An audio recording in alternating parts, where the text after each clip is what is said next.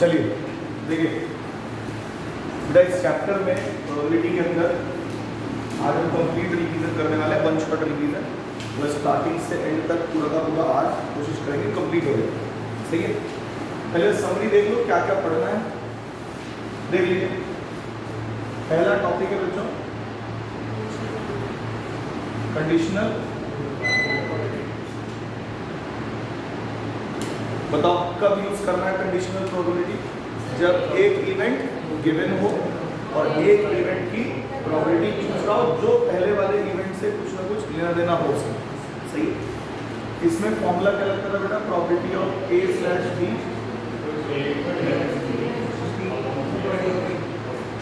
ठीक है, एक और था प्रोबेबिलिटी ऑफ B/A क्या होगा? अपॉन इस वाले केस में प्रोबेबिलिटी ऑफ B 0 नहीं होना चाहिए, इस वाले केस में प्रोबेबिलिटी ऑफ A 0 नहीं होना चाहिए, है ना। यहाँ पे probability of B is not equal to 0 और यहाँ पे probability of A is not equal to 0। ये दो केस थे हमारे कंडीशनल प्रोबेबिलिटी। देखा जाए तो टॉपिक सिर्फ इन्हीं दो चीज़ों से कवर हो जाता है, आराम से क्वेश्चन वगैरह हो जाएंगे। लेकिन इसमें बहुत सारे डिफरेंट आइडियाज जो हमने 11th में पढ़े थे उनका भी इस्तेमाल करना है। सही है, तो क्या क्या पढ़ा था? सबसे पहली बात A यूनियन B क्या था होता है? Probability of A। याद आ रहा है? ये पहला फॉर्मूला था जिसको हम लोग यूज करते हैं। अब यहाँ पे अगर हर एक चीज का नाम पता चल जाए तो और बेटर होगा कि इसको हम लैंग्वेज में क्या कहते हैं। जैसे इसको लैंग्वेज में क्या कहते हैं बच्चों? बोलो, अरे बोलो, या तो A और B बोल दो, क्या क्या बोलते हैं? At least one of A and B। इसको तो प्रोबेबिलिटी ऑफ A ही बोलेंगे, इसको B बोलेंगे, इसको क्या बोलेंगे? A and B, both A and B, जो भी वर्ड यूज हो सकता है वो हम यूज करें। ध्यान से सुनना रहा। पहला जो सबसे इंपॉर्टेंट है वो हमारे पास यही है, हमने दे दिया। ठीक है, अब आ जाओ जरा दूसरी आइडेंटिटी पे कि और क्या आइडेंटिटी सर याद रखनी थी हमें। बेटा ये याद रखनी है probability of A dash intersection B। इसकी क्या वैल्यू है? तो प्रोबेबिलिटी ऑफ जिस पे डैश नहीं लगा यानी प्रोबेबिलिटी ऑफ B में से उसका इंटरसेक्शन घटाना, ये फॉर्मूला है इसका। सही है, अब आपको करना क्या है? देखो सर इसको लैंग्वेज में क्या बोलते हैं? दो लैंग्वेज। ठीक है, इसको बोलते हैं नॉट A एंड B। कई लोग इसको ऐसे बोलेंगे B बट नॉट A, और कई लोग इसको बोल सकते हैं ओनली A। ओनली A तब बोलोगे जब पूरे के पूरे क्वेश्चन के सिस्टम में खाली दो ही सेट हो, A और B। ओनली B सर, अरे समझ आ रहा है? बाकी का तो लैंग्वेज हम जानते ही। और तीसरे पे आओ, probability of A intersection B है। बोलो क्या बोलेंगे इसको?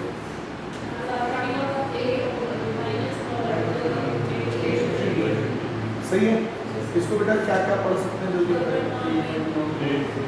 A और क्या पढ़ सकते हैं?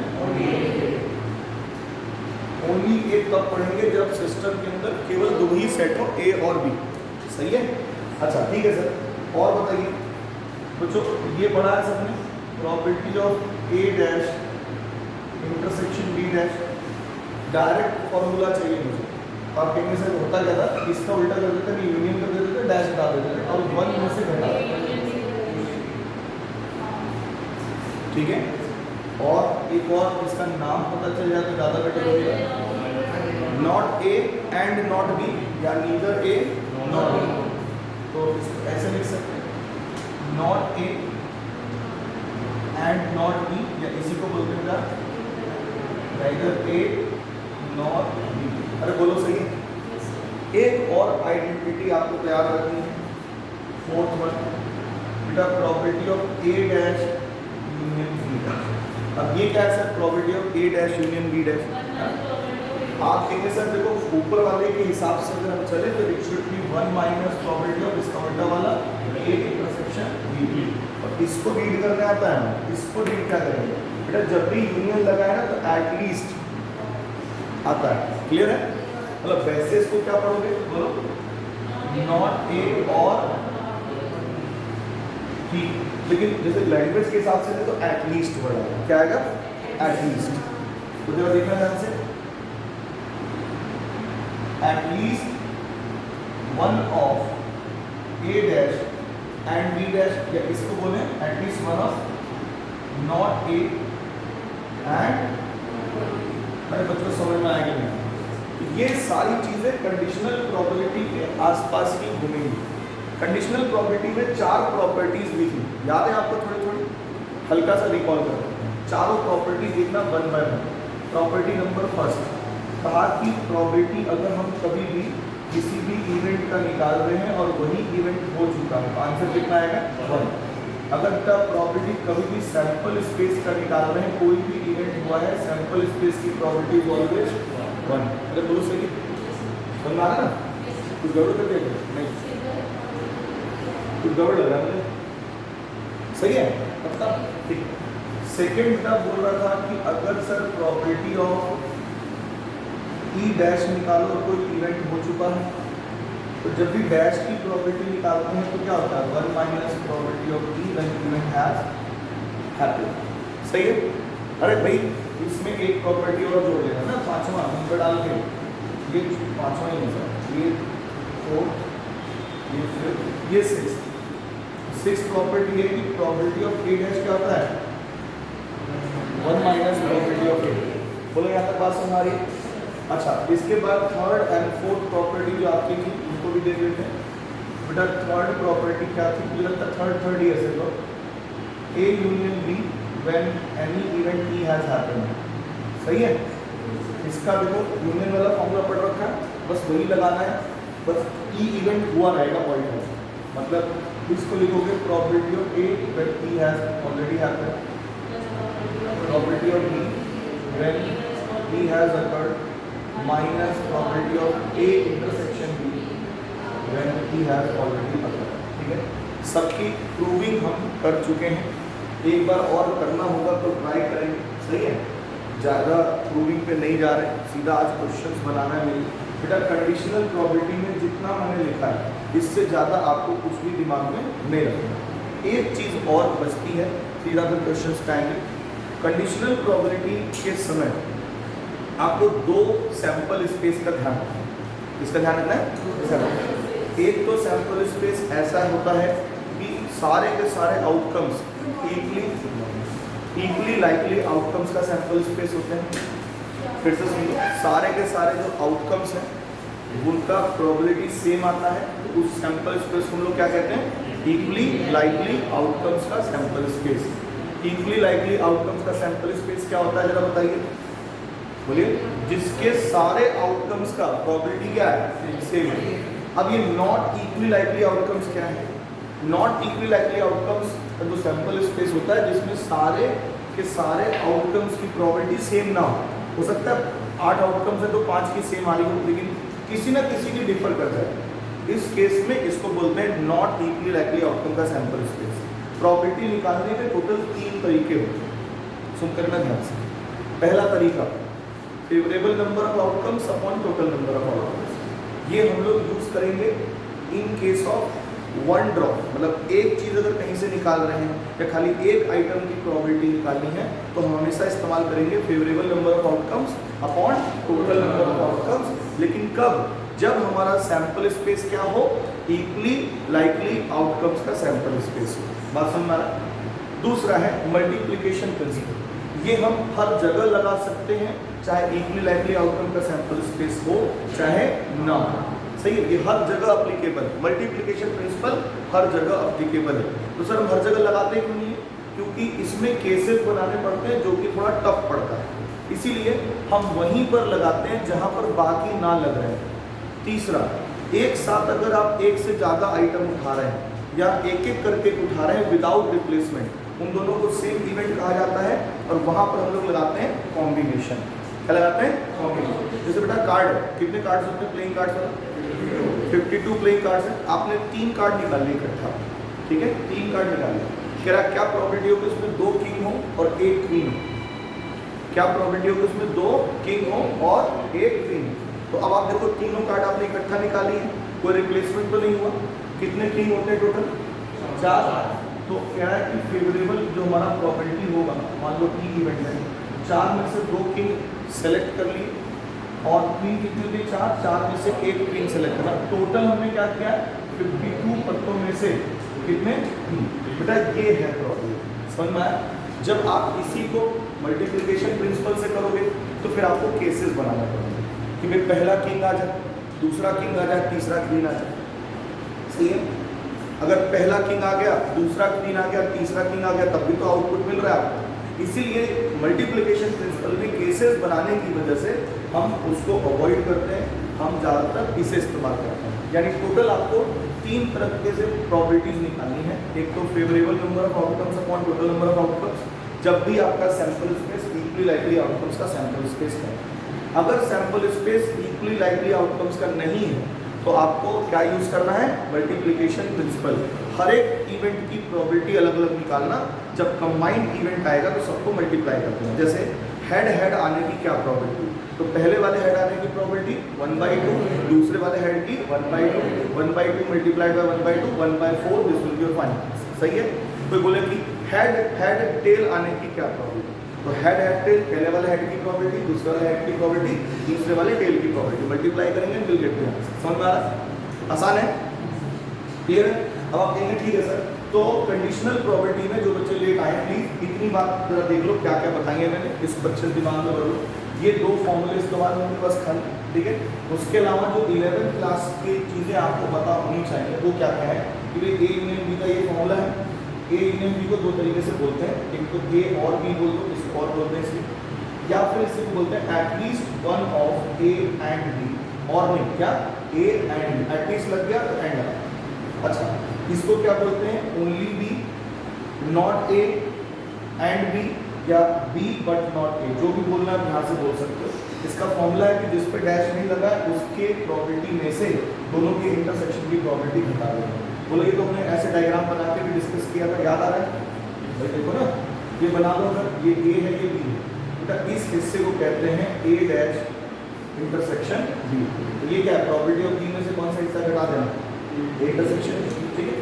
तो अब हम इसी तरीके से चल रहे हैं सर, इस तरीके से सेम ये है, ये वाला इसका नाम है not A and not B, ज़्यादा फेमिलियर ये है neither A not be. Formula देखो, 1 में से इसका उल्टा करके डैश हटा दीजिए, आपको वो घटा देना है। सिमिलरली ये वाला था, यूनियन लगते ही आपका एटलीस्ट वर्ड आएगा, तो एटलीस्ट वन ऑफ, ठीक है, not A and not B, ठीक है? और उसके बाद लास्ट में ये है probability of A dash equal to 1 minus probability of A. और बेटा ये कंडीशनल प्रॉपर्टी के ऊपर 3 प्रॉपर्टीज थी, इन 3 प्रॉपर्टीज को जरा एक बार आप देख लीजिए, ठीक है? टोटल 4 थी, मतलब पहला दूसरा तीसरा चौथा, जो भी आप देख लेना एक बार, ठीक है? प्लीज इनको जरा एक बार नोट डाउन कर लीजिए फटाफट, क्वेश्चन पे आते हैं।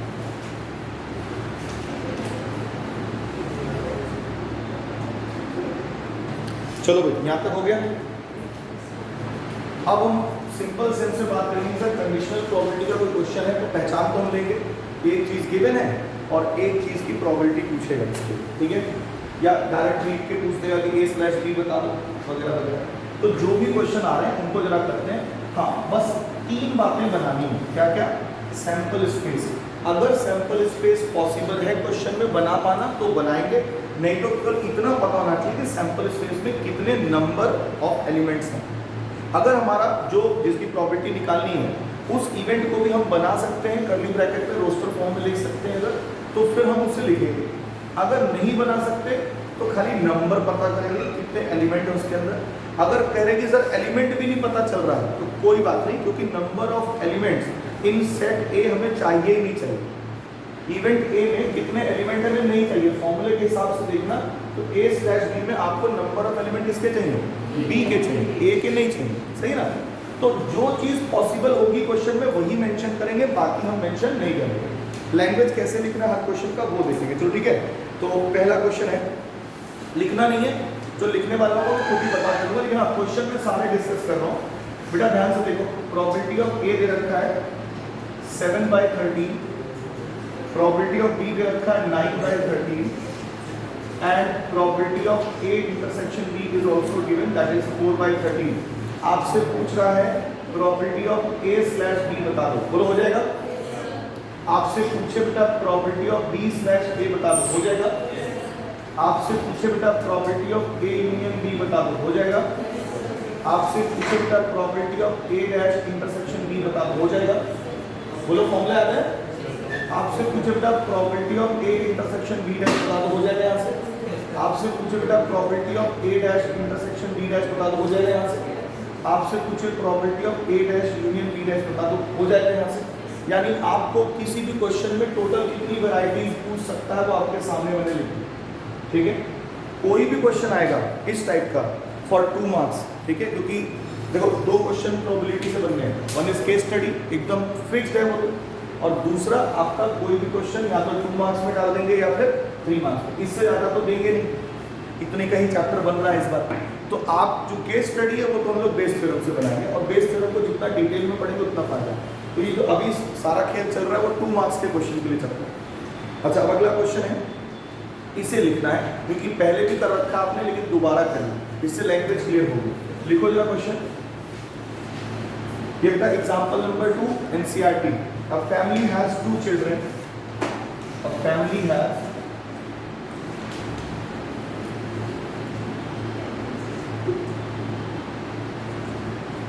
2 children. What is the probability?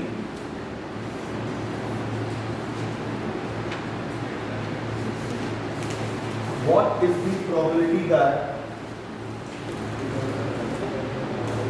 both the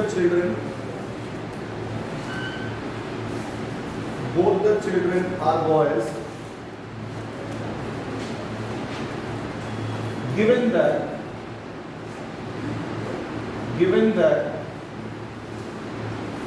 at least one of them is a boy।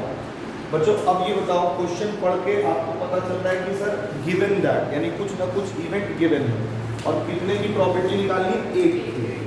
क्या वो जो गिवन इवेंट है वो एक से ज्यादा इवेंट्स पे डिपेंड कर रहा है अकॉर्डिंग टू क्वेश्चन? नहीं ना, यानी यहाँ पर सीधा सीधा क्या करना है, कंडीशनल प्रोबेबिलिटी। कंडीशनल प्रोबेबिलिटी में जिसकी प्रोबेबिलिटी निकालनी है वो इवेंट भी डिफाइन करना होता है, जो इवेंट गिवन है वो इवेंट भी डिफाइन करना होता है, मतलब लैंग्वेज में लिखना होता है। फिर उसके बाद सैंपल स्पेस को भी लैंग्वेज में लिखना होता है, ठीक है। सबसे पहले तो स्टार्ट करेंगे फ्रॉम सैंपल स्पेस। तो हम मान ले रहे बेटा let S be the sample space for given experiment, सही है। अच्छा, यहाँ पर सैंपल स्पेस क्या होगा, तो एक घर में अगर हम 2 बच्चों का सैंपल स्पेस बना रहे हैं तो इट शुड बी क्या, बॉय बॉय बॉय गर्ल। पहला वाला कैपिटल में इसमें लिखा है कि बड़े बच्चे को दिखा रहा है, एक छोटे बच्चे को दिखा रहा है, ठीक है। Girl boy and girl girl, इसके अलावा कोई पॉसिबिलिटी नहीं है, क्लियर है। अब हम बात करेंगे, ठीक है सर सैंपल स्पेस आपने डिफाइन भी कर दिया कि एस सैंपल स्पेस है और उसको लिख भी दिया आपने, नंबर ऑफ एलिमेंट्स भी पता चल गए। अभी बताओ ये इक्वली लाइकली आउटकम्स का सैंपल स्पेस है या नहीं है। जैसे बॉय होने की प्रोबेबिलिटी 1/2, ये वाले बॉय होने की प्रोबेबिलिटी 1/2, टोटल प्रोबेबिलिटी कितनी 1/4। सो 1/4 इसकी, 1/4 इसकी, 1/4 इसकी, 1/4 इसकी, और टोटल सैंपल स्पेस की प्रोबेबिलिटी जब आप ऐड करोगे इन सबको तो कितना मिलेगा 1। तो सही है, बिल्कुल इक्वली लाइकली आउटकम। अब हम लोग बेटा वो लेंगे इवेंट जिसकी प्रोबेबिलिटी हमें निकालनी है। लेट ए क्या इवेंट, बेटा प्रोबेबिलिटी की जगह पे क्या वर्ड लिखेंगे, event. Event that both the children are boys, event that both the children are boys, सही है। अगर आपको यहाँ पर इवेंट बन रहा है, मतलब आप उसको कर्ली ब्रैकेट में लिख सकते हैं तो लिख दीजिए। बहुत बड़ा बन रहा है, नहीं लिख पा रहे हो तो जरूरत नहीं है, सही है। तो कैपिटल ए क्योंकि यहाँ बन जाएगा, both the children are boys एक ही है ना, समझ में आ गया सबको। अब बेटा दूसरे वाले को जो प्रोबेबिलिटी गिवन है, जिसका जो इवेंट गिवन है, तो गिवन दैट, तो बेटा गिवन की जगह लिखेंगे इवेंट दैट, क्या लिखेंगे, event that at least one child is a boy. समझ में आ गया। अब हम बात करेंगे सर बी बताओ क्या है। एक कम से कम बॉय होना चाहिए, दोनों बॉय भी हो सकते हैं, एक तो होना ही चाहिए, यही तो तीन होंगे। अब बच्चों आपको निकालना क्या है क्वेश्चन में, a स्लैश बी, एक बी गिवन है, a की प्रोबेबिलिटी निकालना है, ये तो मतलब हुआ। तो उसके लिए हमें चाहिए a intersection b, a intersection b हम लोग निकाल लेते हैं। a इंटरसेक्शन b बताओ क्या है, कर्ली ब्रैकेट में समझ आ रहा है ना। अब हम जो निकालने जा रहे हैं, therefore probability of a slash b, formula बताइए तो आपके answer a intersection b upon उठा के वैल्यू रखो और देखो क्या आंसर आ रहा है जो हमसे पूछा था। अब क्योंकि इक्विलिब्रियम आउटकम है तो हम favourable outcomes upon total outcomes कर सकते हैं। बेटा a इंटरसेक्शन b में कितने आइटम, एक और सैंपल स्पेस में 4, इसकी प्रोबेबिलिटी कितनी हुई 1/4, और प्रोबेबिलिटी ऑफ b में कितने आइटम है 3, और सैंपल स्पेस में 4, 4 से 4 कट के आंसर आ गया। अरे समझ में आ रहा है, दिस इज द लैंग्वेज जो आपको इस सारे कंडीशनल प्रोबेबिलिटी के क्वेश्चन में लिखना है। सही है, जल्दी करो।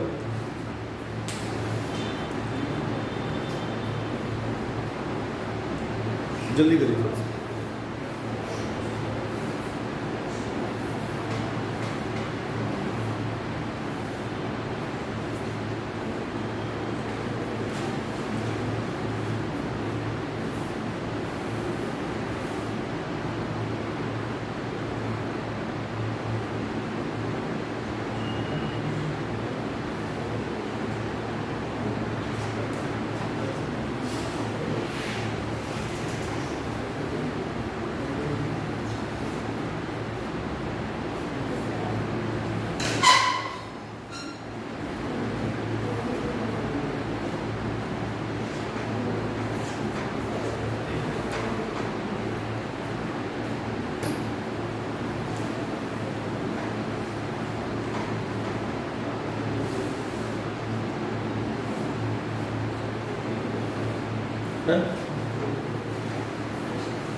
हटाए से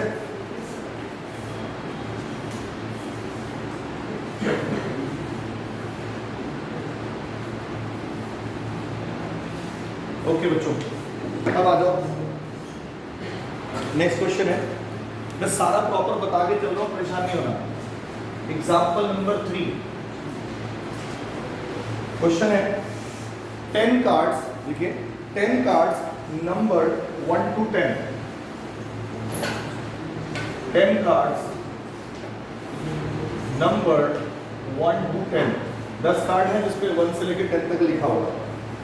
are placed in a box, are placed in a box, mixed up throughout the, mixed up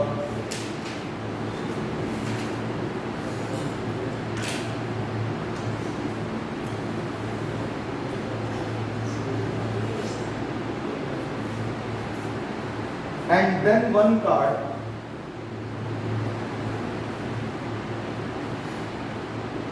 is drawn randomly, and then one card is drawn randomly। सही है, मतलब 1 से लेकर 10 तक के कार्ड हैं, उनको अच्छे से मिक्स कर दिया और उसके बाद एक कार्ड लिया। सही है, तो बताइए 1 आने की क्या प्रोबेबिलिटी होगी 1/10, 2 आने की प्रोबेबिलिटी, 3 आने की, कैसा सैंपल स्पेस बनेगा ये लाइकली आउटकम्स का सैंपल स्पेस। समझ में आ रहा है, ये हर बार अपने दिमाग में रखना है। It is known that, it is known that, यानी ये चीज गिवन है, the number on the drawn card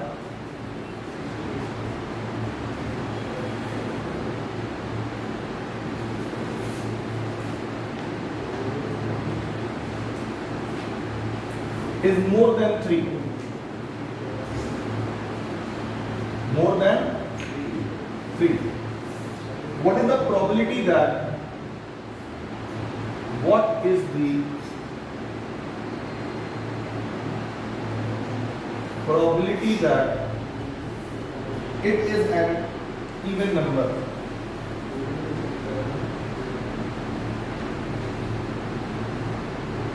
simple question है।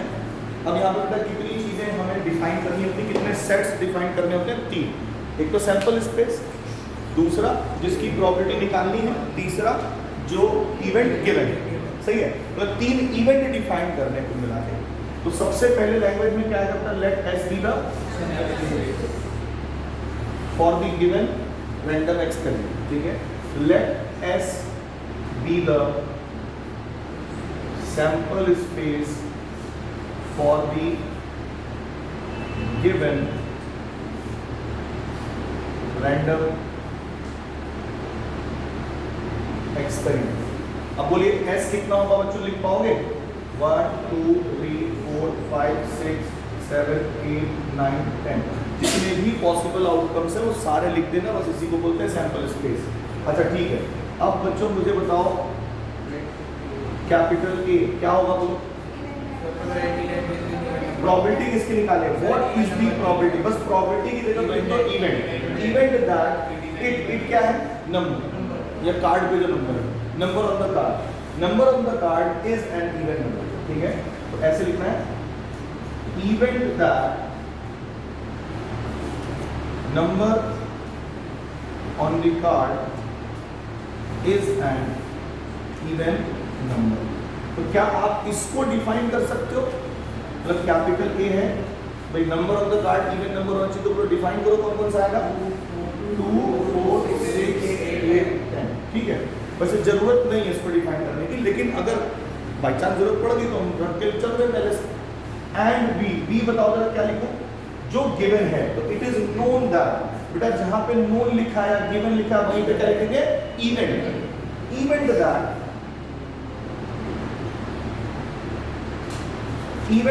number on the drawn card, number on the drawn card is more than 3। क्या इस इवेंट को बेटा define कर सकते हो? मतलब सर्किल ब्रैकेट में बोलो 4 5 6 7 8 9 10।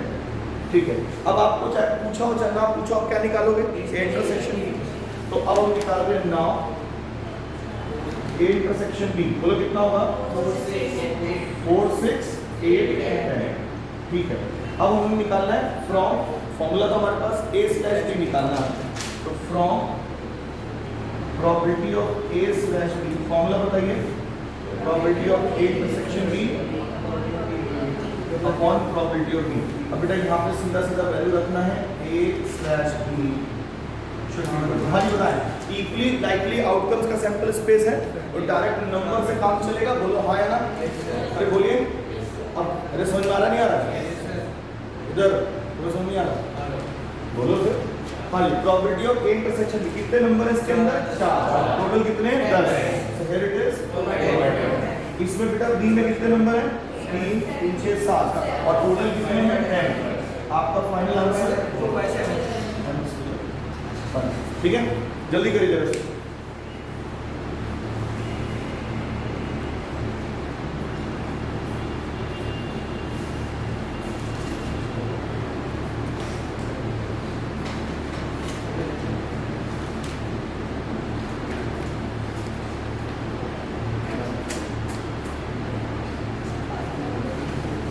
जल्दी।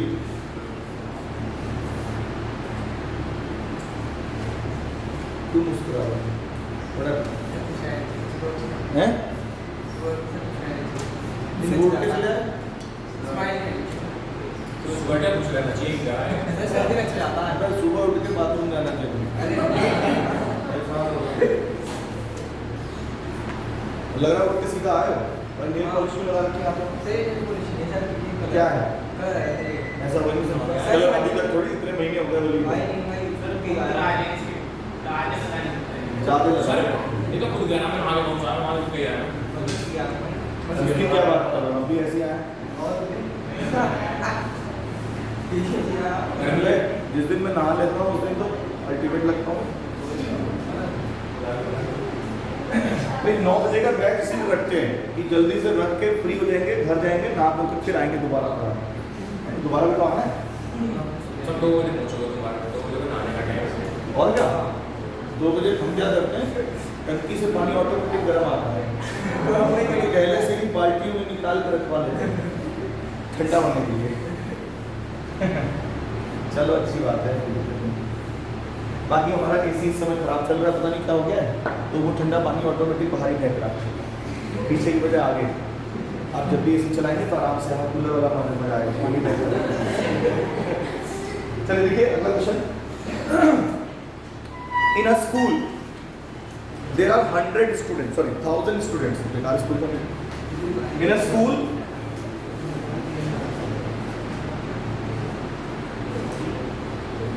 There are 1000 students, out of which बच्चों बात नहीं, 430 are girls, 430 are girls, full stop. It is known that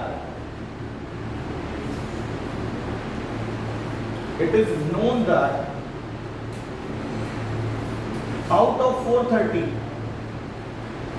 ये 430 कौन सी है? गर्ल्स है, ध्यान रखना। Out of 430 10% of the girls study in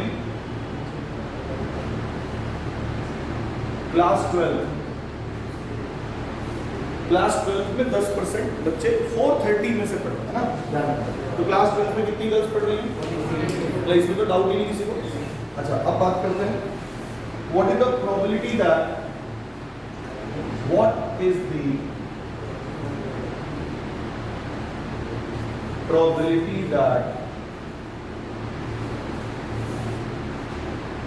a student chosen randomly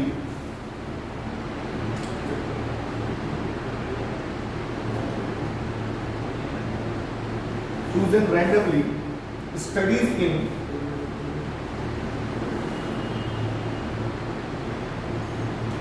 class 12, given that the chosen student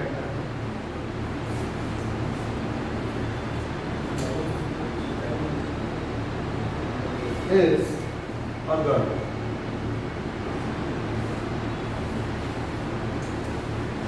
अब प्लीज एक बार बोर्ड पे देखिए बच्चों, आपको 3 इवेंट डिफाइन करने आना चाहिए, ठीक है? डिफाइन तो आप सारा करोगे, हाँ उसको लिख सकते हो कर्ली ब्रैकेट में सारा का सारा, वो बात अलग हो जाएगी, ठीक है? ध्यान से सुनिए भाई प्लीज, हाथ रोको। अभी ओरल बताऊंगा फिर आप करेंगे, ठीक है? सबसे पहले लिखेंगे let S be the sample space for the given random experiment, ठीक है? फॉर द गिवन एक्सपेरिमेंट, जो भी आप वर्ड लिखना चाहे आप लिख सकते हो। तो एस जो है आप पूरा लिख सकते हो कि 1000 नहीं लिख सकते ना, 1000 बच्चों को नहीं लिख सकते, चाहे रोल नंबर भी दोगे तो भी लिखने में आपको टाइम लग जाएगा। तो आप केवल उसकी एक झलक दिखा दोगे कि मान लेते हैं पहला बच्चा 1 है, दूसरे का 2 रोल नंबर, तीसरे का 3, तो 1 2 3 फिर डॉट डॉट डॉट लगा के क्या लिखो लास्ट में 1000, और नीचे आपको ये पता है कि number of element in that sample space is what 1000, वो लिख देंगे, यानी एस लिख देंगे डॉट डॉट डॉट करके और number of element in S लिख देंगे 1000। अब उसमें से कोई भी बच्चा पिक करोगे, उसकी प्रोबेबिलिटी पिक होने की क्या है? इक्वल है। ये इक्वली लाइकली आउटकम्स का सैंपल स्पेस है। कोई भी सैंपल स्पेस जिसमें एक एक आउटकम्स दिखते हैं, खाली एक एक सिंगल है ना, तो वो हमेशा इक्वली लाइकली आउटकम होता है। जब 2 आते हैं और 2 सेम जगह से आ रहे हैं, जैसे हेड है या 1 1 है 2 2 है, तो ये भी इक्वली लाइकली आउटकम्स का होता है। प्रॉब्लम तब होती है जब एक तो आ रहा है किसी और एक्सपेरिमेंट का, जैसे एक आ रहा है सपोज तो तुम्हारा उससे क्वाइन से, एक आ रहा है डाई से, एक आ रहा है कहीं कार्ड से, तो इस तरह के सैंपल स्पेस में नॉट इक्वली लाइकली का कंडीशन बन सकता है। अभी कह रहा हूँ सकता है, मतलब कंफर्म नहीं कि बनी जाए। अरे समझ में आ रही बात? तो आपको ये ध्यान रखना है कि सर ये तो इक्वली लाइकली आउटकम का है। चलो कैपिटल ए क्या है जिसकी प्रोबेबिलिटी निकालनी है? प्लीज आप लैंग्वेज बताएं मुझे, क्वेश्चन देख के बताओ। तो पूछा है व्हाट इज द प्रोबेबिलिटी, तो जहां पे प्रोबेबिलिटी का मतलब लिखेंगे event that a chosen student randomly studied in class 12, a chosen student studies in class 12। अच्छा ठीक है, क्योंकि हम चूज तो रैंडमली ही करेंगे। उसके बाद कैपिटल, अब अभी बताओ कैपिटल ए आप डिफाइन कर सकते हो। आप कहेंगे सर कैपिटल ए मतलब कितने एलिमेंट है यही पता चल जाए? नहीं, कुछ नहीं पता, क्योंकि क्लास 12th में खाली गर्ल्स नहीं है, बॉयज़ भी होंगे। गर्ल्स का पता है 43 गर्ल्स है, लेकिन बॉयज़ का कुछ नहीं पता, कुछ भी नहीं पता। समझ में आ रहा है नहीं आ रहा है? यानी कि कैपिटल ए ना ही डिफाइन किया जा सकता है, खाली आपने लैंग्वेज में डिफाइन कर दिया, आप उसको कर्ली ब्रैकेट में ना लिख सकते हो ना ये बता सकते हो कितने एलिमेंट उसके अंदर होंगे। बात समझ में आ रहा है? यस और नो? अब आइए जरा मेन मुद्दे पे। ठीक है सर, ए जरूरत भी नहीं था तो हम लिख भी नहीं रहे। अब आ जाओ बी पे। लेट कैपिटल बी, क्या लिखोगे? जो गिवन हो, गिवन की जगह पे लिखेंगे event, event that the chosen student is a girl. अब आप गर्ल को डिफाइन कर सकते हो कि पूरे के पूरे स्कूल में कितनी गर्ल्स हैं बताइए? 430। तो आप लिख सकते हैं एटलीस्ट कि number of element in B is what? 430। बोलो यस और no? Number of element in B पता चल गया। अब हमें पूछा हो चाहे ना पूछा हो, हमें क्या निकालना है? A intersection B. तो ए इंटरसेक्शन बी क्या होगा? सुन लो ध्यान से। आप कहेंगे सर ए इंटरसेक्शन बी बताना पॉसिबल नहीं है, लेकिन हाँ number of element in A intersection B बताना पॉसिबल है। ए क्या था? 12th में पढ़े। बी क्या था? गर्ल। ए क्या था? 12th में पढ़े, और बी क्या था? गर्ल्स में। यानी अब हमें निकालना है 12th में कितनी गर्ल्स है, बोलो। और 12th में कितनी गर्ल्स है दे रखा है? 10% ऑफ 430 यानी 43। समझ आ गया? तो एन ए इंटरसेक्शन बी कितना हो जाएगा? 43। अब आपको लिखना है therefore from probability of a slash b is equal to probability of a intersection b upon probability of b। अब probability of a intersection b कैसे निकालोगे? क्योंकि equally likely outcomes का सैंपल स्पेस है, तो नंबर कितना है इंटरसेक्शन b में? 43। और टोटल कितना था? 1000। तो 43 अपॉन 1000 अपॉन b में बताइए कितने एलिमेंट है? 430। 430 अपॉन 1000, 1000 से 1000 कट जाएगा। 43 अपॉन 430 कितना रहेगा? 1/10। ये इसका आंसर है। प्लीज जल्दी बनाइए फटाफट लैंग्वेज के साथ, फटाफट आंसर देख लो। समझ में आ गया सबको? कोई दिक्कत परेशानी? आगे क्वेश्चंस रीड करते हैं। अभी ज़्यादातर क्वेश्चंस हम लोग कैसे करेंगे? ओरल।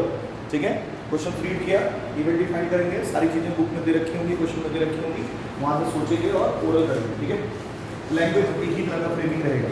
हाँ, बस इस बात का ध्यान रखना है कि नॉट इक्वली लाइकली आउटकम्स का सैंपल स्पेस अगर आया तो प्रोबेबिलिटी बच्चों किससे निकालेंगे? मल्टीप्लिकेशन प्रिंसिपल से निकालेंगे। ठीक है, अगले क्वेश्चन पे आओ। अब इसे ओरल बता रहे हैं, चीज़ों को समझिएगा। ठीक है, क्वेश्चन है एग्जाम्पल नंबर 5 एनसीईआरटी। क्या है क्वेश्चन का? Example number 5 NCERT. थोड़ा ओरल रीड करूंगा, ओरल ये सारा डेटा दूंगा आपको, और फिर आप उसको जो है एक बार करने का ट्राई करिएगा ओरल। ठीक है, नहीं होगा तो मैं बताऊंगा, डोंट वरी। लिखा है डाई इज थ्रोन 3 टाइम्स। एक डाई को कितनी बार फेंका? 3 बार। ओके, कह रहा है event A and B are defined as follow. Already A और बी दो इवेंट यहाँ पे डिफाइन कर रखा है बेटा। कह रहा है 4 on the third throw, 4 on the third throw, और बी दे रखा है 6 on the first and 5 on the second. 6 होना चाहिए पहले थ्रो पे और 5 होना चाहिए दूसरे थ्रो पे। Find the probability of A, मतलब आपसे क्या पूछ रहा है? Find the probability of A given that B has already occurred. यानी आपको ये पूछ रहा है, बोलो हाँ या ना। सिंपल। अब हम बात करेंगे सर एक डाई को 3 बार थ्रो करा है, सही है, कितने आउटकम्स आएंगे? 216। सबको बात क्लियर हो गई? 6 × 6 × 6, ठीक है, या 6/3 जो भी करना चाहो। तो बेटा हमें सैंपल स्पेस तो बनाने नहीं आएगा, तो हम हल्का सा झलक देके और number of element in sample space लिख देंगे, या फिर डायरेक्ट ही सैंपल स्पेस में कितने एलिमेंट है वो लिख सकते हैं। समझ में आ गया? अब इसके बाद 4 ऑन दी थर्ड थ्रो। अच्छा, 4 अगर तीसरे पे है तो पहले दूसरे पे क्या क्या आ सकता है? 1 1 आ सकता है, 1 2 आ सकता है, और ऐसे 1 1 1 2 1 3 2 1 2 2 2 3 ऐसे करके सारे कितने आउटकम्स आ सकते हैं? 36। कितने आ सकते हैं? 36। मतलब मुझे ये भी पता चल गया कि नंबर ऑफ एलिमेंट इसमें आएगा 36। अब जरा बताना बेटा बी में कौन कौन से आउटकम्स आ सकते हैं? 6 ऑन दी फर्स्ट और 5 ऑन दी सेकंड। तो थर्ड पे कुछ भी हो सकता है, 1 2 3 4 5 6, यानी कितने आउटकम्स आ सकते हैं बच्चों? अब हम बात करते हैं कि सर ये वाला बताओ यार, ये बता दिया तो बस सारी बात खत्म हो जाएगी यार ए इंटरसेक्शन बी में कितने आएंगे, इसको पढ़ना कैसे, सुनो। ए क्या था 4 लास्ट में बचे और बी क्या था 6 पहले पे 5 दूसरे, 6 पहले पे हो 5 दूसरे पे हो और तीसरे पे 4 हो, ऐसे कितने आउटकम्स देख लिया। समझ में आ रही बात। अब आप कहेंगे सर ठीक है, अब मुझे ये निकालना है। बेटा ये इक्वली लाइकली आउटकम्स का सैंपल स्पेस है, ये 3 बार आप एक ही चीज फेंक रहे हो, कोई दूसरा आइटम नहीं आ रहा, समझ में आ रहा ना, तीनों बार क्या डाई फेंक रहे हो, तो इक्वली लाइकली आउटकम ही मिलेगा। बोलिए कितना रखूं, 1 अपॉन 6 अपॉन आंसर इज, भाई कर लोगे इसको विद लैंग्वेज। आ रहे हैं अगले क्वेश्चन, ध्यान से समझिए। नेक्स्ट क्वेश्चन बेटा एग्जांपल नंबर 6, ध्यान से सुनिए। A die is thrown twice, एक डाई को कितनी बार फेंका गया, 2 बार। And the sum of the number appear, जो भी सम आ रहा है अपीयर हो रहा है, इज ऑब्जर्व टू बी 6, यानी ये आपको दे दिया कि सम करके कितना आ रहा है 6। सही है। What is the conditional probability that the number 4 has appeared at least once? ठीक है, नंबर 4 has appeared, 4 तो कम से कम एक बार दिखे। सही है, समझ आ गया। 4 has appeared at least once। अब सुनो, सबसे पहले मुझे बता दो number of element in sample space 36। समझ में आया। अब बेटा कैपिटल ए क्या है, जिसकी प्रोबेबिलिटी हमें निकालनी है, तो क्या क्या है बताना। Event that the number 4 has appeared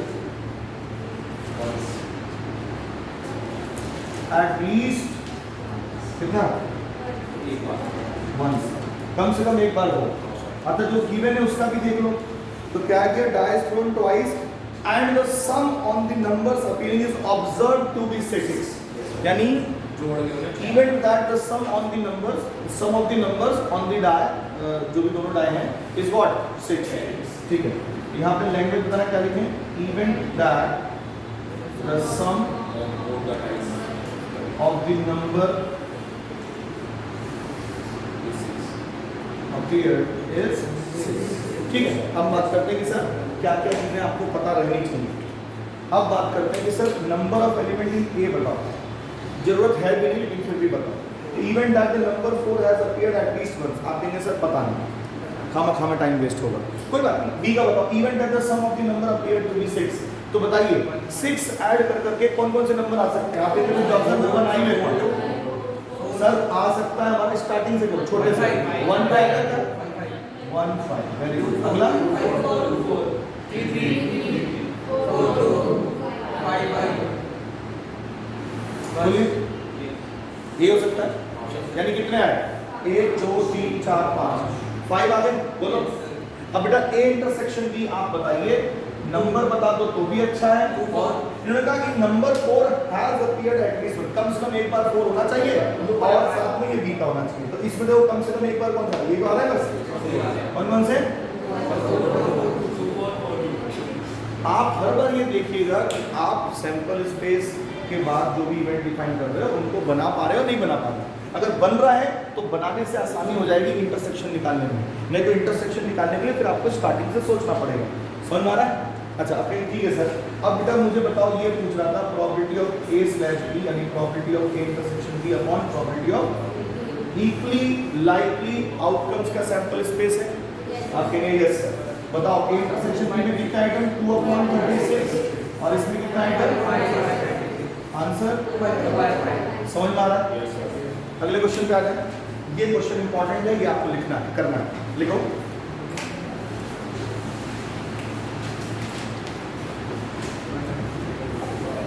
example number 7 NCERT,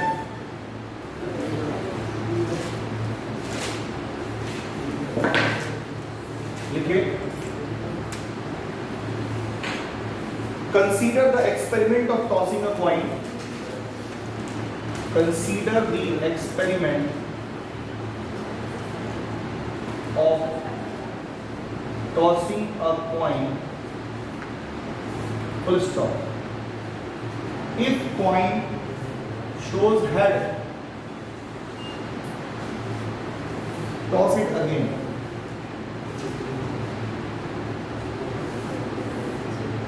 But if it shows tail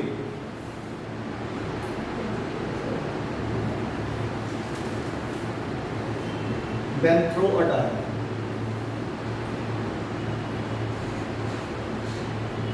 अब मुझे बताओ कि ये जो सैंपल स्पेस बनेगा ये इक्वली लाइकली आउटकम का सैंपल स्पेस होगा या नॉट इक्वली लाइकली का सैंपल स्पेस होगा? तो आप कहेंगे सर थोड़ा असमंजस लग रहा है क्योंकि नॉट हो सकता है। क्यों? क्योंकि यहाँ पे दो चीजें एक साथ आ रही हैं एक एक्सपेरिमेंट में, एक तो पॉइंट और एक डाई, ठीक है, और वो भी कंडीशन है कि ये हो तो डाई फेंकिए और ये हो तो पॉइंट फेंकिए। समझ में आ रहा है? तो ये नॉट इक्वली हो सकता है, अभी कंफर्म नहीं है, जब सैंपल स्पेस बनाएंगे तब पूरा कंफर्म करेंगे। अभी बात करते हैं find the conditional probability. Find the conditional probability, find the conditional probability of the event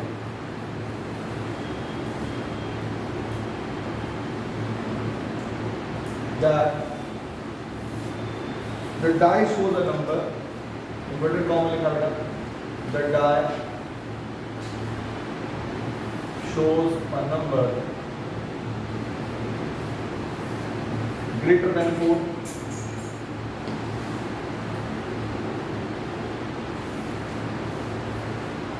given that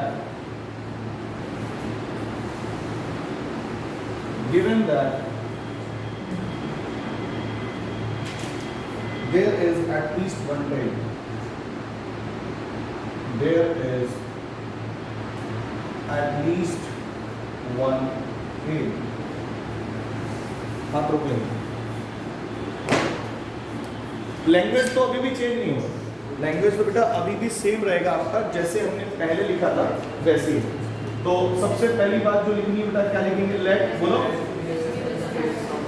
S be the sample space for the given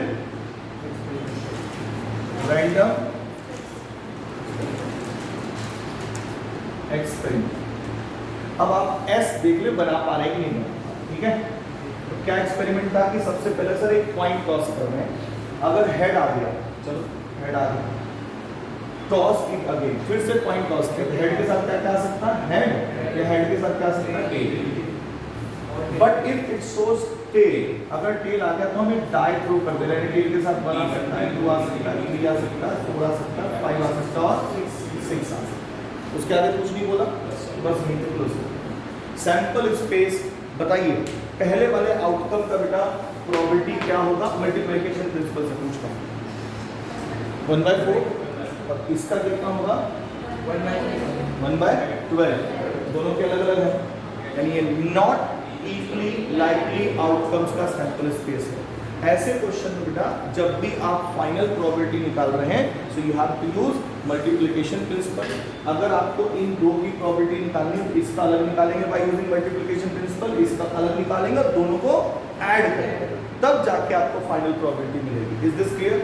चलो अब आते हैं मेन मुद्दे पे कि सर कैपिटल ए क्या लेना है। अब आप बताओ, खुद से लैंग्वेज लिख पाओगे? अरे लैंग्वेज लिख पाओगे? बी क्या लेना है, खुद से लैंग्वेज लिख पाओगे? जरा एक बार ट्राई।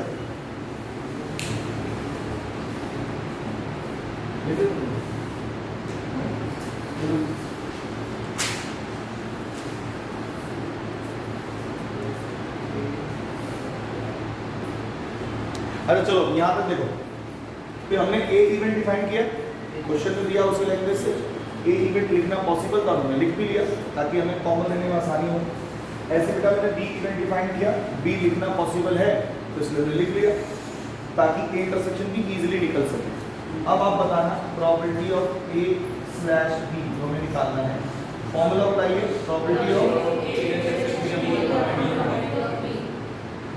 ध्यान से समझना, since it is not the equally likely outcomes का सैंपल स्पेस, तो हमें अब प्रोबेबिलिटी जो निकालनी है वो मल्टीप्लिकेशन प्रिंसिपल से निकालनी है और जो दो आइटम आएंगे तो उनको ऐड करना पड़ेगा।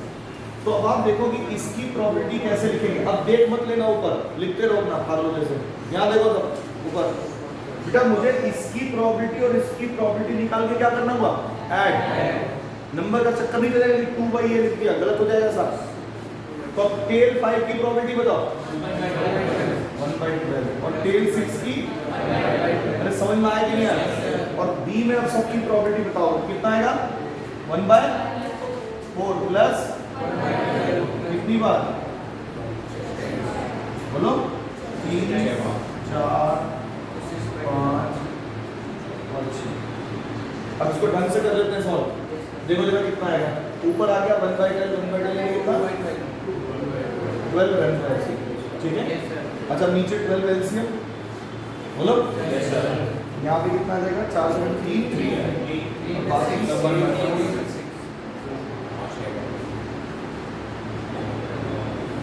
बस ठीक है, ये तो उड़ गया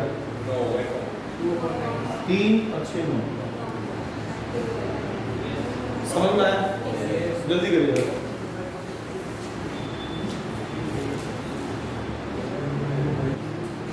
चलो ध्यान दो, अब ध्यान से सुनो, 1 बाय 1 क्वेश्चन बिल्कुल फास्ट लिख रहा हूँ। आपको खाली देखना है कि आप बता पाओगे कि नहीं बता पाओगे। अगर कहीं पर लैंग्वेज वाला क्वेश्चन है, ठीक है, तो क्वेश्चन में रीड कर दूंगा, उसको शॉर्ट फॉर्म में लिख के सॉल्व किया जाएगा, ठीक है। अब ध्यान से सुनिए भाई, प्लीज बातें नहीं। बेटा कह रहा क्या है कि 2 इवेंट गिवन है ई और एफ, ठीक है, और उसमें ये चीजें दे रखी हैं। मुझे नहीं लगता कि इसमें आपको क्वेश्चन बताने की भी जरूरत है। ये 0.6, ये 0.3, probability of E intersection F दे रखा है 0.2। आपसे पूछ रहा है E/F बता दोगे? आपसे पूछ रहा है F/E, ये भी बता दोगे? इवन इसके अलावा 4-5 और भी देता तब भी बता दोगे, ठीक है। उसके बाद बेटा सेकंड क्वेश्चन भी ऐसा ही दे रखा है कि प्रोबेबिलिटी ऑफ A/B बताना है। A इंटरसेक्शन B भी दे रखा है और प्रोबेबिलिटी ऑफ B भी दे रखा है। हो जाएगा ये क्वेश्चन? अगले क्वेश्चन पे आते हैं। प्रोबेबिलिटी ऑफ A दे रखा है, प्रोबेबिलिटी ऑफ B दे रखा है। यहाँ पे थोड़ी कहानी चेंज करी इन्होंने कि प्रोबेबिलिटी ऑफ A गिवन है आपको 0.8, प्रोबेबिलिटी ऑफ B दे रखा है 0.5 और प्रोबेबिलिटी ऑफ B/A दे रखा है 0.4। आपसे पहली चीज पूछ रहा है कि probability of A intersection B बताओ। अब आप मुझे बताओ कि इसमें आप इसका फॉर्मूला जानते हैं? बोलो क्या फॉर्मूला होगा? तो अब आप देखो, प्रोबेबिलिटी ऑफ इंटरसेक्शन B निकालना है, ये पहले से पता है, ये भी पहले से पता है, आ जाएगा। इसके बाद पूछ रहा है कि नहीं ये भी बताओ, प्रोबेबिलिटी ऑफ A/B बता दोगे आप? और उसके बाद पूछ रहा है कि probability of A union B बता दो। ये तो फॉर्मूला सबको याद है, probability of A plus probability of B minus probability of A intersection. Next question पे आते हैं बेटा। ये क्वेश्चन इस तरह का 2 मार्क्स में पूछ सकते हैं, वैसे तो इतना दमदार भी नहीं है, लेकिन हाँ कई बार बच्चा गलती कर देता। इसको लिख लो, 4th पार्ट, मतलब 4th क्वेश्चन ऑफ एक्सरसाइज 13.1। क्या दिया हुआ है? Evaluate probability of A union B।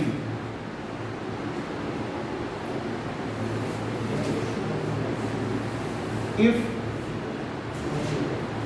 twice of probability of A is equal to probability of B, और दोनों ही बेटा 5/13 के बराबर है, एंड प्रोबेबिलिटी ऑफ A/B जो है वो दे रखा है 2/5, and we need to find what A union B। सुनो, A यूनियन B निकालना है तो हमें क्या चाहिए? प्रोबेबिलिटी ऑफ A भी चाहिए, प्रोबेबिलिटी ऑफ B भी चाहिए और प्रोबेबिलिटी ऑफ A इंटरसेक्शन भी चाहिए। बोलो हाँ या ना? Yes sir. अब आप सिंपल सी बात करें कि क्वेश्चन में क्या आप प्रोबेबिलिटी ऑफ A जानते हैं? आप इन्हें से रुक जाओ। Twice probability of A, probability of B, ये दे रखा है 5/13, ये गिवन है। इफ के साथ जो भी होता है वो गिवन होता है। तो यहाँ से बेटा प्रोबेबिलिटी ऑफ A बताओ मुझे, खाली पहले और तीसरे 5/13। प्रोबेबिलिटी ऑफ B बताइए, एक साथ देके थोड़ा कंफ्यूजन करना चाह रहा था ये। और ये बेटा आपको एक और चीज दे रखा है A/B 2/5। इसका फॉर्मूला यूज करके सबसे पहले हम लोग क्या निकालेंगे? Intersection B। तो now from probability of A/B is equal to probability of A intersection B upon E। चलो इसकी वैल्यू छाप दो 2/5। ये निकालना है probability of A intersection B, और ये कितना दे रखा है? 5/13। क्रॉस मल्टीप्लाई कर देते हैं, तो यहाँ से probability of A intersection B आ रहा है 2/5 × 5/13। आंसर कितना रहेगा प्रोबेबिलिटी ऑफ इंटरसेक्शन बी का 2 बाय। और अब बताइए probability of A union B बता दोगे? Probability of A probability of B A intersection B minus value रख दो, कितना कितना रहा है 5 by 26 5 by 13 minus 2 by 13। LCM बताना है इसका, आंसर आएगा 5 प्लस 10 माइनस 4। बोलो सही है? 15 में से 4 गया, समझ में आ रहा है? जल्दी करिए जरा, ये अच्छा क्वेश्चन है, 2 मार्क्स में इस तरह का पूछ सकता है।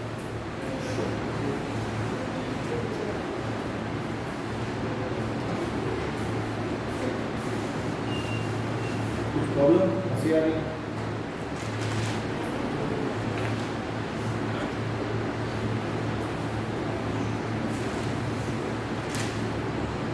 हटा दे सर।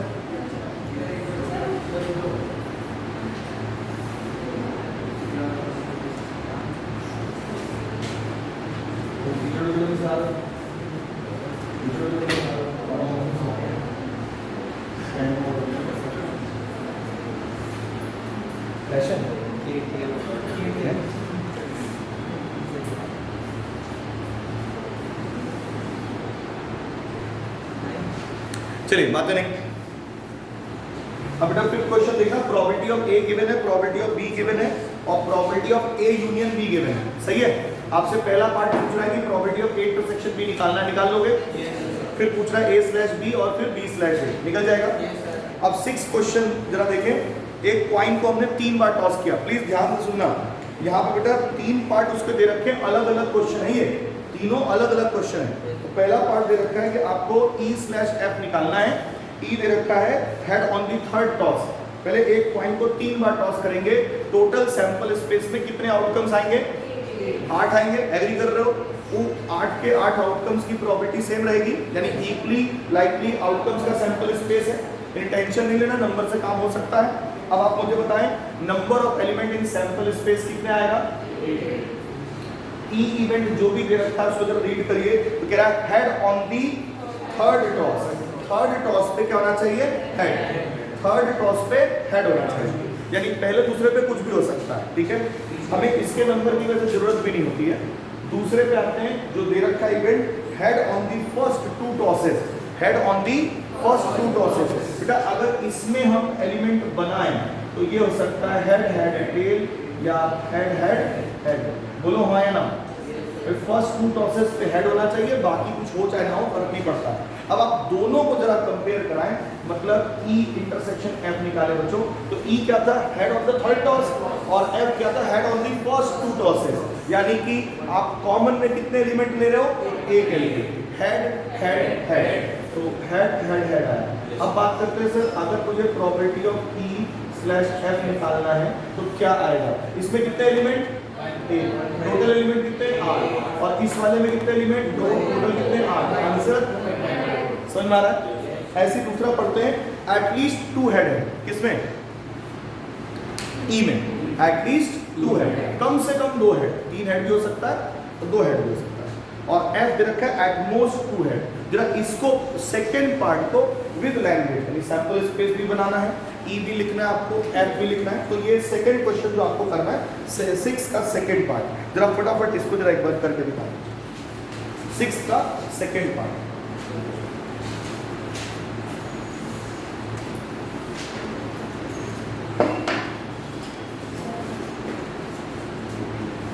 ई क्या दे रखा है? At least 2 head.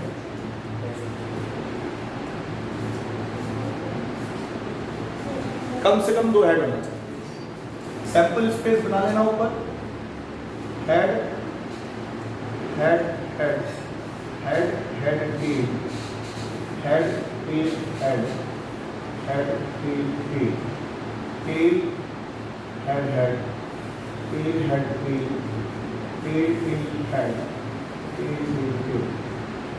टोटल 8 आउटकम्स आने चाहिए। तो बताइए एटलीस्ट 2 हेड कौन कौन से होंगे, जरा बता सकते हो? कम से कम 2 हेड, उससे ज्यादा हो सकते हैं, कम नहीं हो सकते। सही है? एटलीस्ट बोला है भाई मैंने। तो 2 हेड वाला भी ले लें और 3 हेड वाला भी, at least head head head head head tail head tail head और टेल हेड हेड, और कोई नहीं है। ये 4 आउटकम आ रहे हैं इसके लिए। अब एफ क्या दे रखा है जरा देखो, बोला है एट मोस्ट 2 हेड, ज्यादा से ज्यादा 2 हेड हो सकते हैं, उससे कम हो सकते हैं। यानी कौन कौन से लेने हैं बच्चों? 2 हेड वाला लेना है, 1 हेड वाला लेना है और 0 हेड वाला भी लेना है, ठीक है।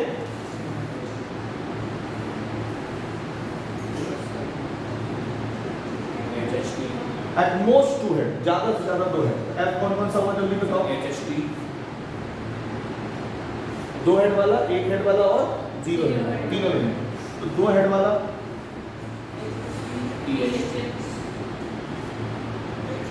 1 हेड वाला भी लेना है,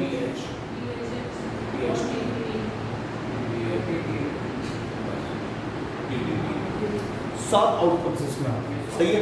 अब आप मुझे बताएं ई इंटरसेक्शन है, जल्दी बोलो, दोनों में कॉमन क्या है? Head tail. अच्छा, ये इक्वली लाइकली आउटकम्स का सैंपल स्पेस है, बोलिए ध्यान से देखो ना, ये लिखा है, ध्यान से देखो। हाँ जी बोलो फॉर्मूला।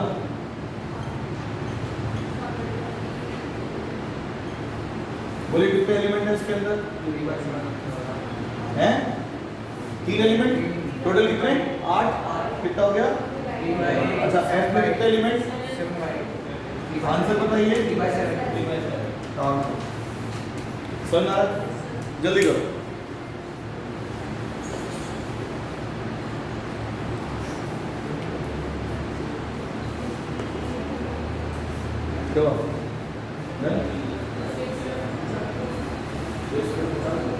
बस पहुंचने वाले, चिंता ना करो। आज तो इस तरीके से डिस्कस कर रहे हैं कि दोबारा रिवाइज भी ना करना पड़े आपको, एक एक क्वेश्चन डिस्कस करेंगे। समय पूरा पड़ा हुआ है, अगर 1-2 घंटे एक्सटेंड करना पड़े तो दिक्कत नहीं होगी। समय पड़ा हुआ है, क्लासेस छोड़ देंगे आज, और 3 बजे से मेरी class. 2 coins are tossed once, ठीक है। अगर 2 कॉइन एक साथ उछाले गए, अरे भाई थर्ड वाला पार्ट कर लोगे 6 का खुद से। अब 2 कॉइन एक साथ उछाले गए तो आउटकम्स आपको पता ही है, tail appears on the 1 coin, 1 coin shows head, क्या निकाल लोगे? 7th 8th 9th 9 क्वेश्चन भाई, मदर फादर और क्या बोलते हैं, सॉरी मदर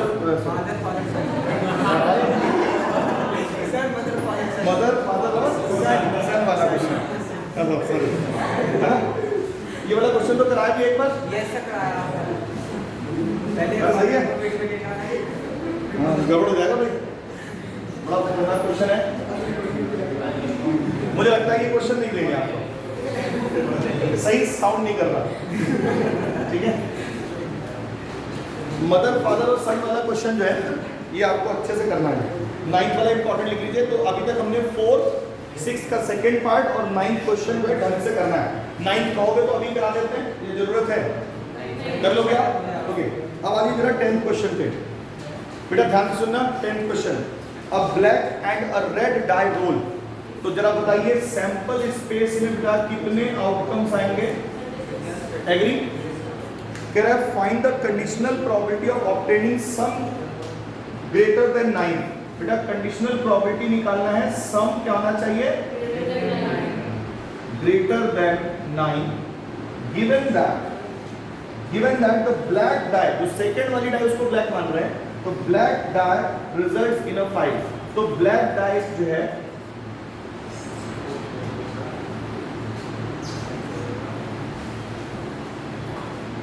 उस पे 5 आ रहा है।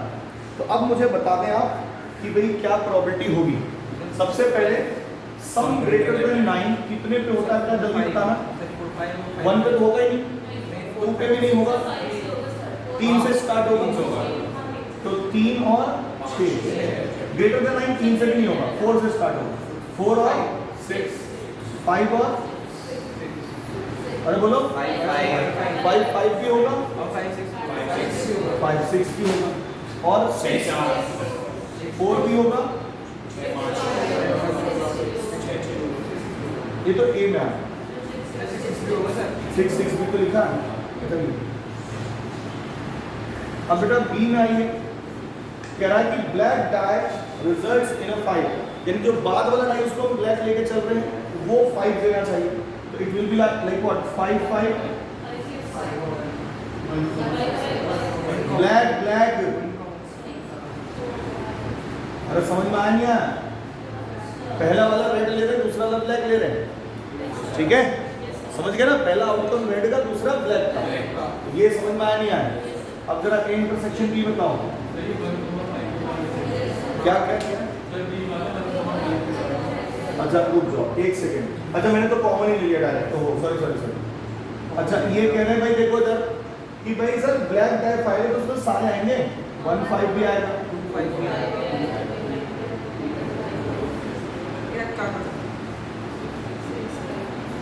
एग्री? अब बेटा इसका कॉमन लो, कौन सा मिल रहा है?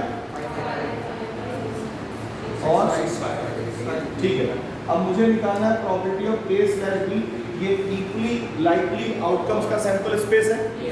अब बताओ जरा ए इंटरसेक्शन बी में कितने एलिमेंट? 2, टोटल कितने? 36, और बी में कितने? 3 4 5 6। कर लोगे इसको? जल्दी करिए। लैंग्वेज आप बना लीजिएगा हर क्वेश्चन का, ठीक है? लैंग्वेज मैंने सिखा दिया स्टार्टिंग में।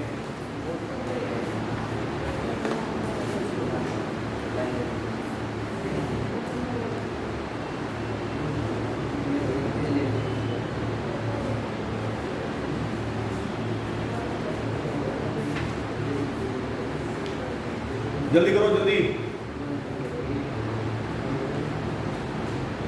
हाथ तेज चलाइए।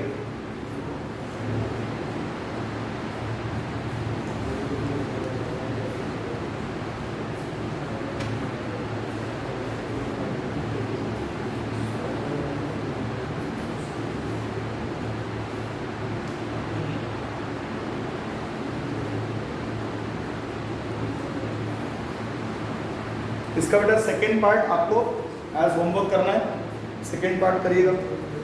11 12 13 14 15 16 फटाफट जल्दी जल्दी निपटाते हैं, एक दो तो हल्के हल्के हैं।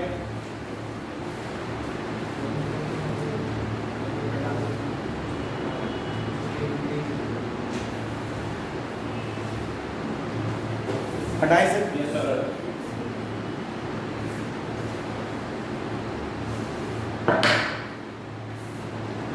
अरे अभी तो जैसे लिखा है वैसे लिख लो, घर पे लैंग्वेज प्रॉपर करना ना। और आज बैठ के तो करिए, शाम को पढ़ने आना है आपको। तो पूरा दिन आपके पास है, आराम से पढ़ना, पूरा प्रॉपर्टी आज धो देना पूरा अच्छे से, एक कोने दूसरे कोने को, ठीक है? चलिए एक एक क्वेश्चन एनसीईआरटी का आज बन जाना चाहिए, बस इतना ध्यान रखना। चलो 11 क्वेश्चन पे आओ जल्दी से, सुनोगे ध्यान से। 10th का सेकंड पार्ट आपका होमवर्क है। 11th आइए, NCERT 13.1 question number 11। A fair die is rolled, एक फेयर डाई को रोल कर दिया गया, कितने आउटकम्स आएंगे? अरे बोलो 6 आउटकम्स। अब 6 आउटकम्स कौन कौन से होंगे? 1 2 3 4 5 6। अब आप बात करते हैं आगे। कंसीडर 3 आपको अलग अलग इवेंट गिवन है, एक तो ई कह रखा है, एक एफ कह रखा है, एक जी कह रखा है। इसमें आ रहा है 1 3 5, नाम नहीं दिया, सीधा इवेंट ही डिफाइन कर दिया है। इसका आ रहा है 2 3, इसका आ रहा है 2 3 4 5। अरे यहाँ तक बात समझ में आ रहा है? क्वेश्चन में अब आपसे पूछ रहा है 3-4 चीजें, ध्यान से समझना, ये गलती ना हो जाए, क्योंकि ये क्वेश्चन मुझे लग रहा है बना सकते हैं इस तरह का कि डेटा सारा गिवन है, आपको कह दिया टीम की प्रोबेबिलिटी बता। हाथ रोकेंगे, 1 बाय 1 बताते चले जाएंगे कि कौन सा सही है कौन सा गलत है। पहला पार्ट बेटा जो पूछ रहा है इसमें, प्रोबेबिलिटी ऑफ E/F, फॉर्मूला बताइए इसका।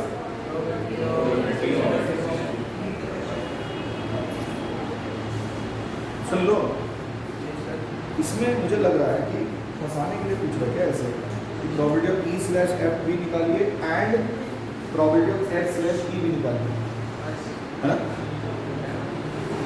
अरे सुनो ध्यान से, ये कुछ फंसाना चाह रहा है, इसमें ये लिखा हुआ है समझ में आ रहा है?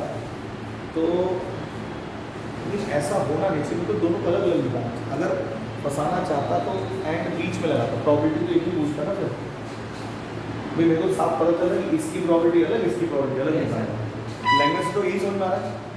अगर ये एक साथ डालता तो फिर भी कंफ्यूजन होता, ठीक है? तो वन बाय वन अलग अलग निकालते, ठीक है? पहले इसकी प्रॉबिलिटी बता, चलो ये तो आएगा, ठीक है? अब सिंपल सी बात करते हैं, ई इंटरसेक्शन एफ निकालना है। क्या हो रहा है? पागल हो इसे? पहले पैर सही से करो, मैग्नेट लगा के तो क्या करोगे? हाँ जी बताएं कितना आएगा? केवल 3 है, बताओ कितना आएगा? 1 बाय और आंसर, ठीक है। Probability of F slash E कितना होगा? 2/6 आएगा, 2/6 आएगा प्रोबेबिलिटी ऑफ एफ की 2/6। ये तो सॉरी हाँ जी, probability of F E intersection F upon probability of E. चलो बताओ जल्दी से। 1/6 और 3/6। मेरा सही है? अभी नेक्स्ट क्वेश्चन पे आप देखने क्या कर रहे हो। अब इसी को जी के साथ कर दिया हो जाएगा। अब इन्होंने एक क्वेश्चन जो दे रखा है बस इसको बता दो, बाकी काम हो जाएगा, ठीक है? ये सब बता दें, ये तो बच्चों वाले थे सारे।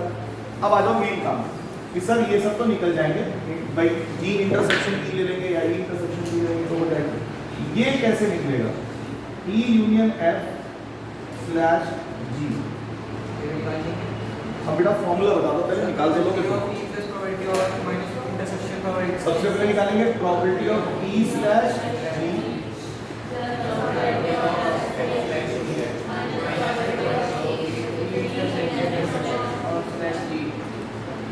कर लोगे इसको। अब आप कहेंगे सर ठीक है, ये प्रॉबिलिटी हम निकाल लेंगे, पहले भी निकाला था, ये भी हम निकालेंगे, पहले निकाला था। इसका बताओ, इसका मतलब समझते हो? इसका फॉर्मूला पता होना चाहिए। क्या है बताओ formula? Probability of E intersection F intersection G upon probability of G. तो समझ में आया कि नहीं आया? अरे समझ में आया नहीं आया? अब यार तीनों में क्या कॉमन है? तो बस एक एलिमेंट आया 1/6 डिवाइडेड बाय जी में कितने हैं? 4, 4/6 1/4। इसका समझ में आया नहीं आया? प्लीज जरा इसे देखिए, इस चीज को जरूर समझिए।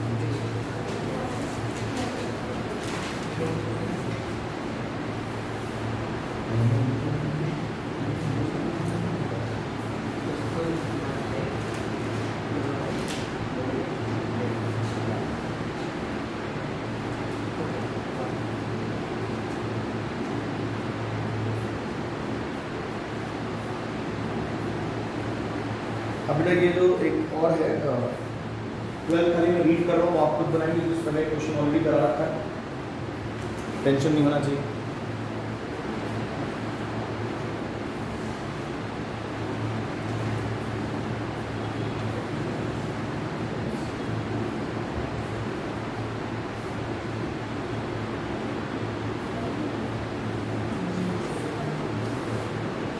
डन? अरे डन? हाँ जी, क्वेश्चन सुनिए। अब आपको लिखना था नहीं है। क्वेश्चन नंबर 12 लिखा बेटा, assume that each born child is equally likely to be a boy और अ गर्ल। सही है?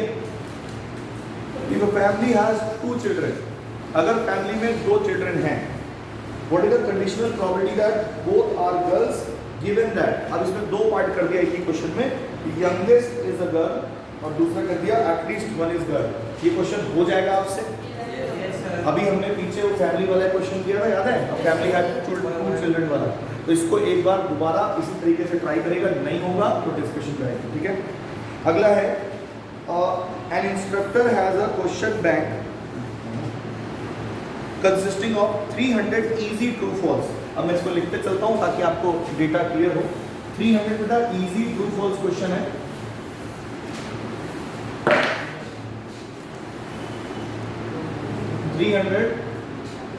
Easy true false. सही है। अगला कह रहा है 200 डिफिकल्ट ट्रू फॉल्स है।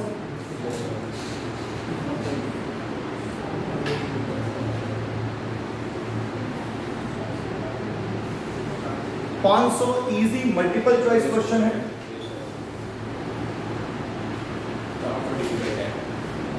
और 400 डिफिकल्ट टाइप के मल्टीपल चॉइस क्वेश्चन।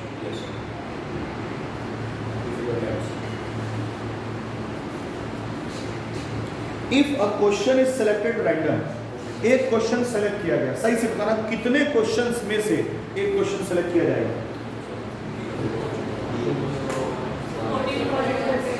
कितने से? 1400 क्वेश्चंस में से एक क्वेश्चन सेलेक्ट करा जाए। अच्छा, if a question is selected at random from the question bank, the total number of questions in question bank will be what? 1400। सबको ऐड कर दिया ना। अब क्या कह रहा है? What is the probability that it will be an easy question? क्या probability है कि वो easy question हो? अरे समझ में आ रहा है? Given that it is a multiple choice question, सुनते रहना ध्यान से। यहाँ पर क्या दे रहा है हमें उससे मतलब नहीं है। जो हमसे पूछ रहा है, पूछा है कि इजी क्वेश्चन हो, इसकी क्या प्रोबेबिलिटी होगी, और गिवन है कि वो मल्टीपल चॉइस क्वेश्चन है।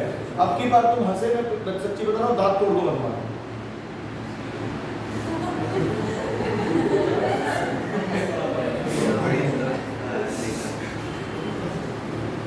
बेटा बेटा नाक पर पड़ा रहा है, कभी दांत दिखा रहा है।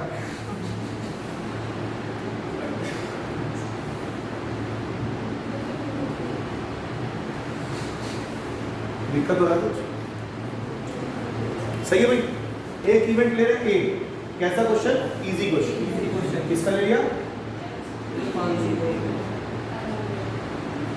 जरा बता सकते हो कितने एलिमेंट होंगे इसके अंदर? सैंपल स्पेस में तो बता ही दो। 1400। इसमें कितने होंगे? 800। समझ आ गया? इजी चाहे मल्टीपल चॉइस हो, चाहे इजी हमारा एमसीक्यू, सॉरी ट्रू फॉल्स हो, बात देखिए। अच्छा, अब आ जाते हैं बी पे। जो इवेंट गिवन है, क्या है गिवन? वो एमसीक्यू है।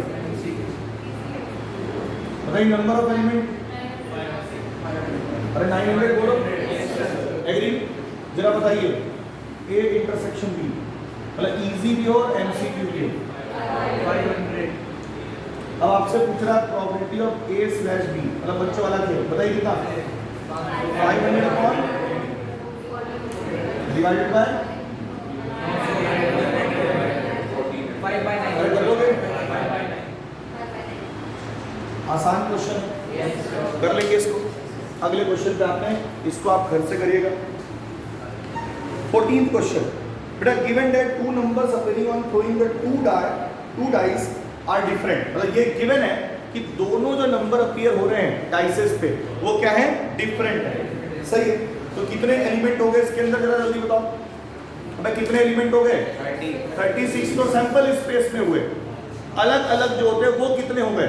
36 में से 6 ऐसे आउटकम होते हैं जिसपे सेम आउटकम दिखते हैं, जैसे 1 1 2 2, जिसको डबलेट भी बोला जाता है, 3 3 4 4 5 5 6 6।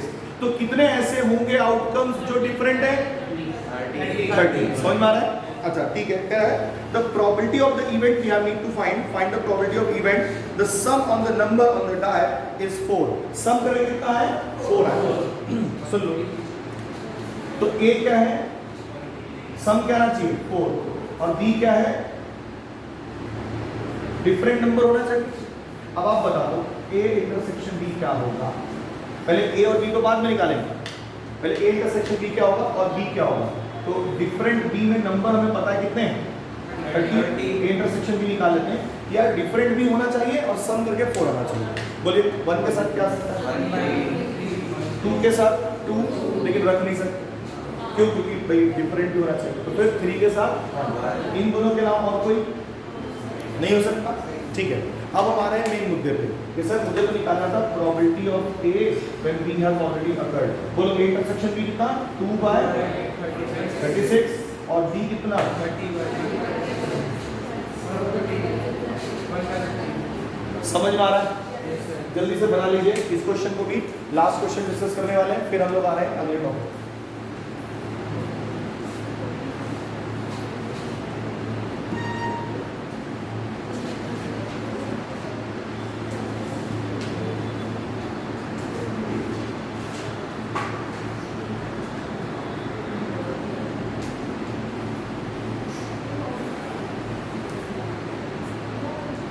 जल्दी जल्दी लैंग्वेज जैसे लिखवाया था पहले स्टार्टिंग में वैसे लिखना है, नहीं कैसे लिख के चले जाओ exam.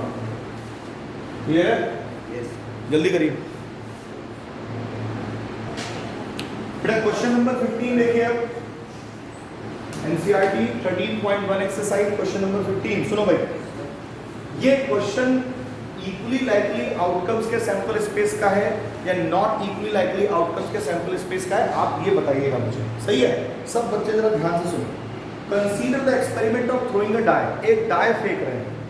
If a multiple of 3 comes up, यानी 3 आ गया या 6 आ गया, थ्रो द डाई अगेन, फिर से दोबारा डाई फेंक दिया। समझ में आ रहा है? इफ एनी अदर नंबर, चाहे 1 आ जाए, 2 आ जाए, 4 आ जाए, 5 आ जाए, कुछ भी आ जाए, टॉस अ कॉइन, एक कॉइन टॉस कर दिया, यानी एक ही सैंपल स्पेस में कॉइन भी आ रहा है और डाई भी आ रहा है। ये कैसा सैंपल स्पेस होगा? नॉट इक्वली लाइकली आउटकम्स का सैंपल स्पेस है, पहली बात। अगला कह रहा है find the conditional property of the event the coin shows a tail. Coin tail show करे, इसकी क्या प्रॉपर्टी है? Given that at least one die shows a 3। अभी थोड़ी देर पहले पीछे क्वेश्चन किया है ऐसा, बिल्कुल सेम टाइप का क्वेश्चन है। आप मुझे करके दिखाइए, आंसर निकालिए। आपको मैं दे रहा हूं 2 मिनट, जल्दी करिए। क्वेश्चन रिपीट कर दूं? क्वेश्चन लिखवा दूं? किसी के पास बुक ना हो तो लिखिए। Consider the experiment. जिनके पास बुक है वो तो फटाफट स्टार्ट कर दो काम। कंसीडर द एक्सपेरिमेंट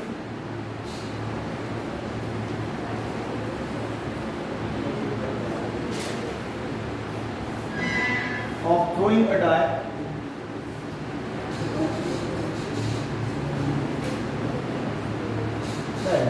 अगर मारी दे रहा हूँ।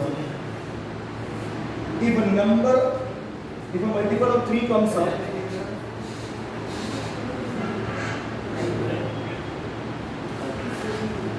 if a multiple of 3 comes up, throw the die again. Throw the die again। बात नहीं करो यार, अरे बात नहीं करो।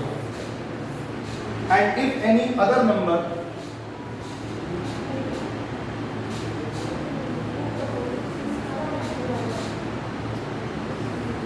comes up, toss a coin।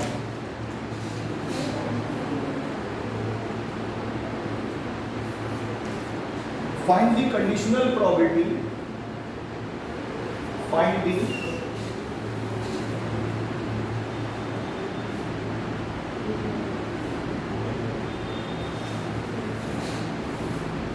of the event। The coin shows a tail,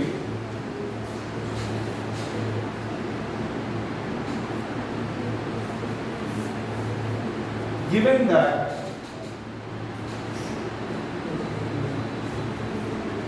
at least one die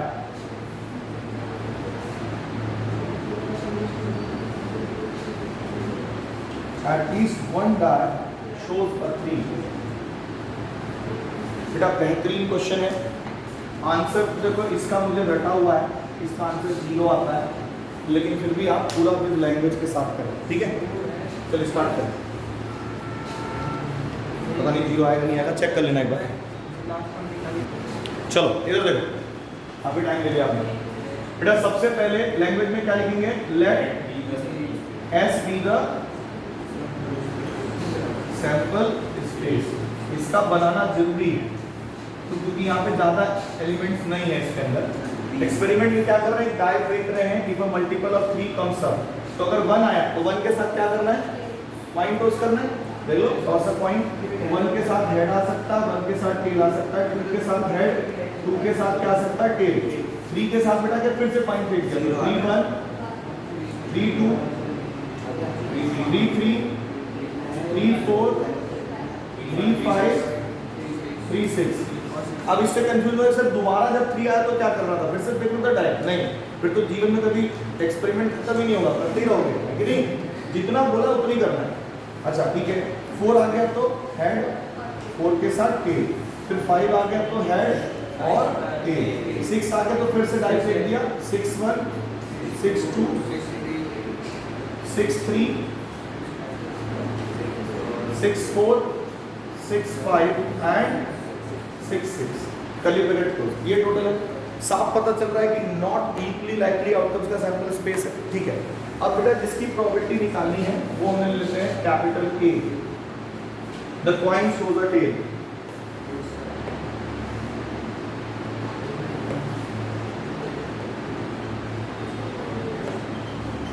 ठीक है। अब अगर है कुछ आपके पास तो बना लीजिए, तो जितने भी टेल वाले हैं वो ले लो। 1 2 3 4 बोलो। अब B बेटा जो गिवन इवेंट है, event that at least one die show the 3।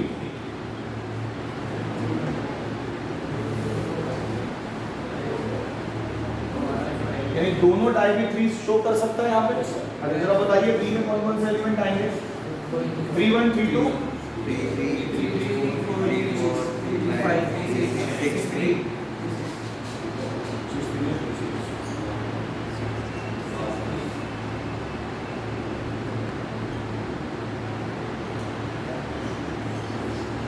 एक और आएगा कौन सा?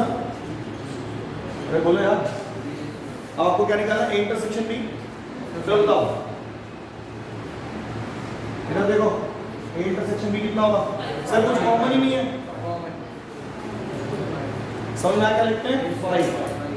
अब आपसे पूछ रहा है what is the probability of A slash B। ध्यान से समझना, this is probability of A intersection B upon probability of B। यहाँ पर नंबर का सिस्टम ही नहीं चलेगा, ठीक है ना? ध्यान रखना बेटा। 5 इवेंट की प्रोबेबिलिटी में से क्या होती है? 0। नंबर का सिस्टम नहीं है फिर भी। समझ में आ गया? तो 0 अपॉन में कुछ मत करिएगा, ये गलती मतलब आप अगर 36 है जो भी आप काउंटिंग करते हो वो गलत हो जाएगा, क्योंकि नॉट इक्वली लाइकली का सैंपल स्पेस है। यहाँ पे favourable number upon total number नहीं चलेगा। समझ में आ रहा है? तो आपने डायरेक्ट केवल क्या लिख दिया? 0। अपॉन में क्या आएगा क्या नहीं आएगा हमें कोई मतलब ही नहीं, सिंपल। लेकिन अब दूसरे वाले में क्या है? Probability of B। तो प्रोबेबिलिटी ऑफ B बेटा ये इवेंट्स हैं, इन सबकी प्रोबेबिलिटी मल्टीप्लिकेशन प्रिंसिपल से निकाल के क्या करना है? जरा पहले वाले की बताओ। 1/36 1 2 3 4 5 6 7 1/36 1/36 1/36 3 4 5 6 7। समझ आ गया? And final answer will be 0। अगर आप बोर्ड में रिप्रेजेंटेशन कर रहे हैं तो इस तरीके से करें। समझ में आ गया सबको? This is your final answer. बच्चों ये पहला जो पार्ट था हमारा कंडीशनल प्रोबेबिलिटी का वो यहाँ पे फिनिश होता है। जितने भी टाइप के दुनिया जहान के सारे इसमें आ गए, कोई भी क्वेश्चन छूटा नहीं है। अब खाली 2 क्वेश्चन में फटाफट रीड कर रहा हूँ, आप तुरंत उसका आंसर बता देंगे मुझे। इसको हटा दूँ? सबने कर लिया? कितने लोगों ने कर लिया था? वेरी गुड, ठीक है। कुछ लोग ये नहीं पता कि 8 तो सेक्शन B 5 है, हद ही कर दी तुमने यार। हटाए से हटा दें।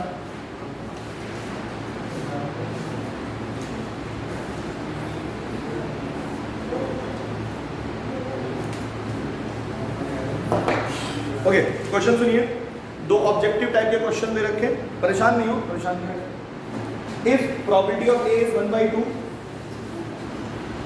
This is what 1/2। Probability of B बेटा रखा है 0 और कह रहा है कि probability of A slash B बताइए। बच्चों फॉर्मूले याद है आपको? बताइए इसका आंसर क्या होगा? Not defined. कौन सा ऑप्शन सही है? C। 3 ऑप्शन दे रखे हैं इसमें, तीसरा वाला ऑप्शन सही है। नेक्स्ट क्वेश्चन है, ये थोड़ा बढ़िया क्वेश्चन है, इस वाले को लिख लीजिए। मतलब अगला जो क्वेश्चन आपको इस बुक में से अगर आगे करना है कभी, तो ये वाला क्वेश्चन होगा, इसको जरूर करिएगा बेटा। 17th question, last question of this exercise. If A and B are events that such that probability of A slash B is equal to probability of B slash A, then पहला part है बेटा A is a subset of B but A is not equal to B. दूसरा part कह रहा है ए और B दोनों बराबर होंगे। तीसरा पार्ट कह रहा है ए इंटरसेक्शन बी 5 के बराबर होगा। और चौथा पार्ट कह रहा है probability of A must be equal to probability of B. अब इन चार पार्ट में कौन सा ऑप्शन सही होगा, ध्यान से समझो।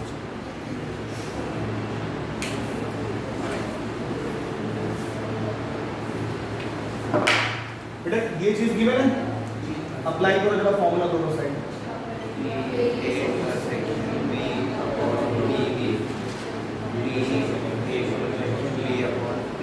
अरे बताओ ये दोनों तो निपट जाएंगे। अब property of A equal to property of B, मतलब साफ पता चल रहा है कि डी ऑप्शन है। लेकिन काफी बच्चों को कंफ्यूजन हो सकता है कि सर ए और बी इक्वल क्यों नहीं हुए। जब प्रॉपर्टी ऑफ ए और प्रॉपर्टी ऑफ बी इक्वल आ रहा है, ए और बी इक्वल होना चाहिए, तो उसके ऐसे दिमाग में आ सकता है।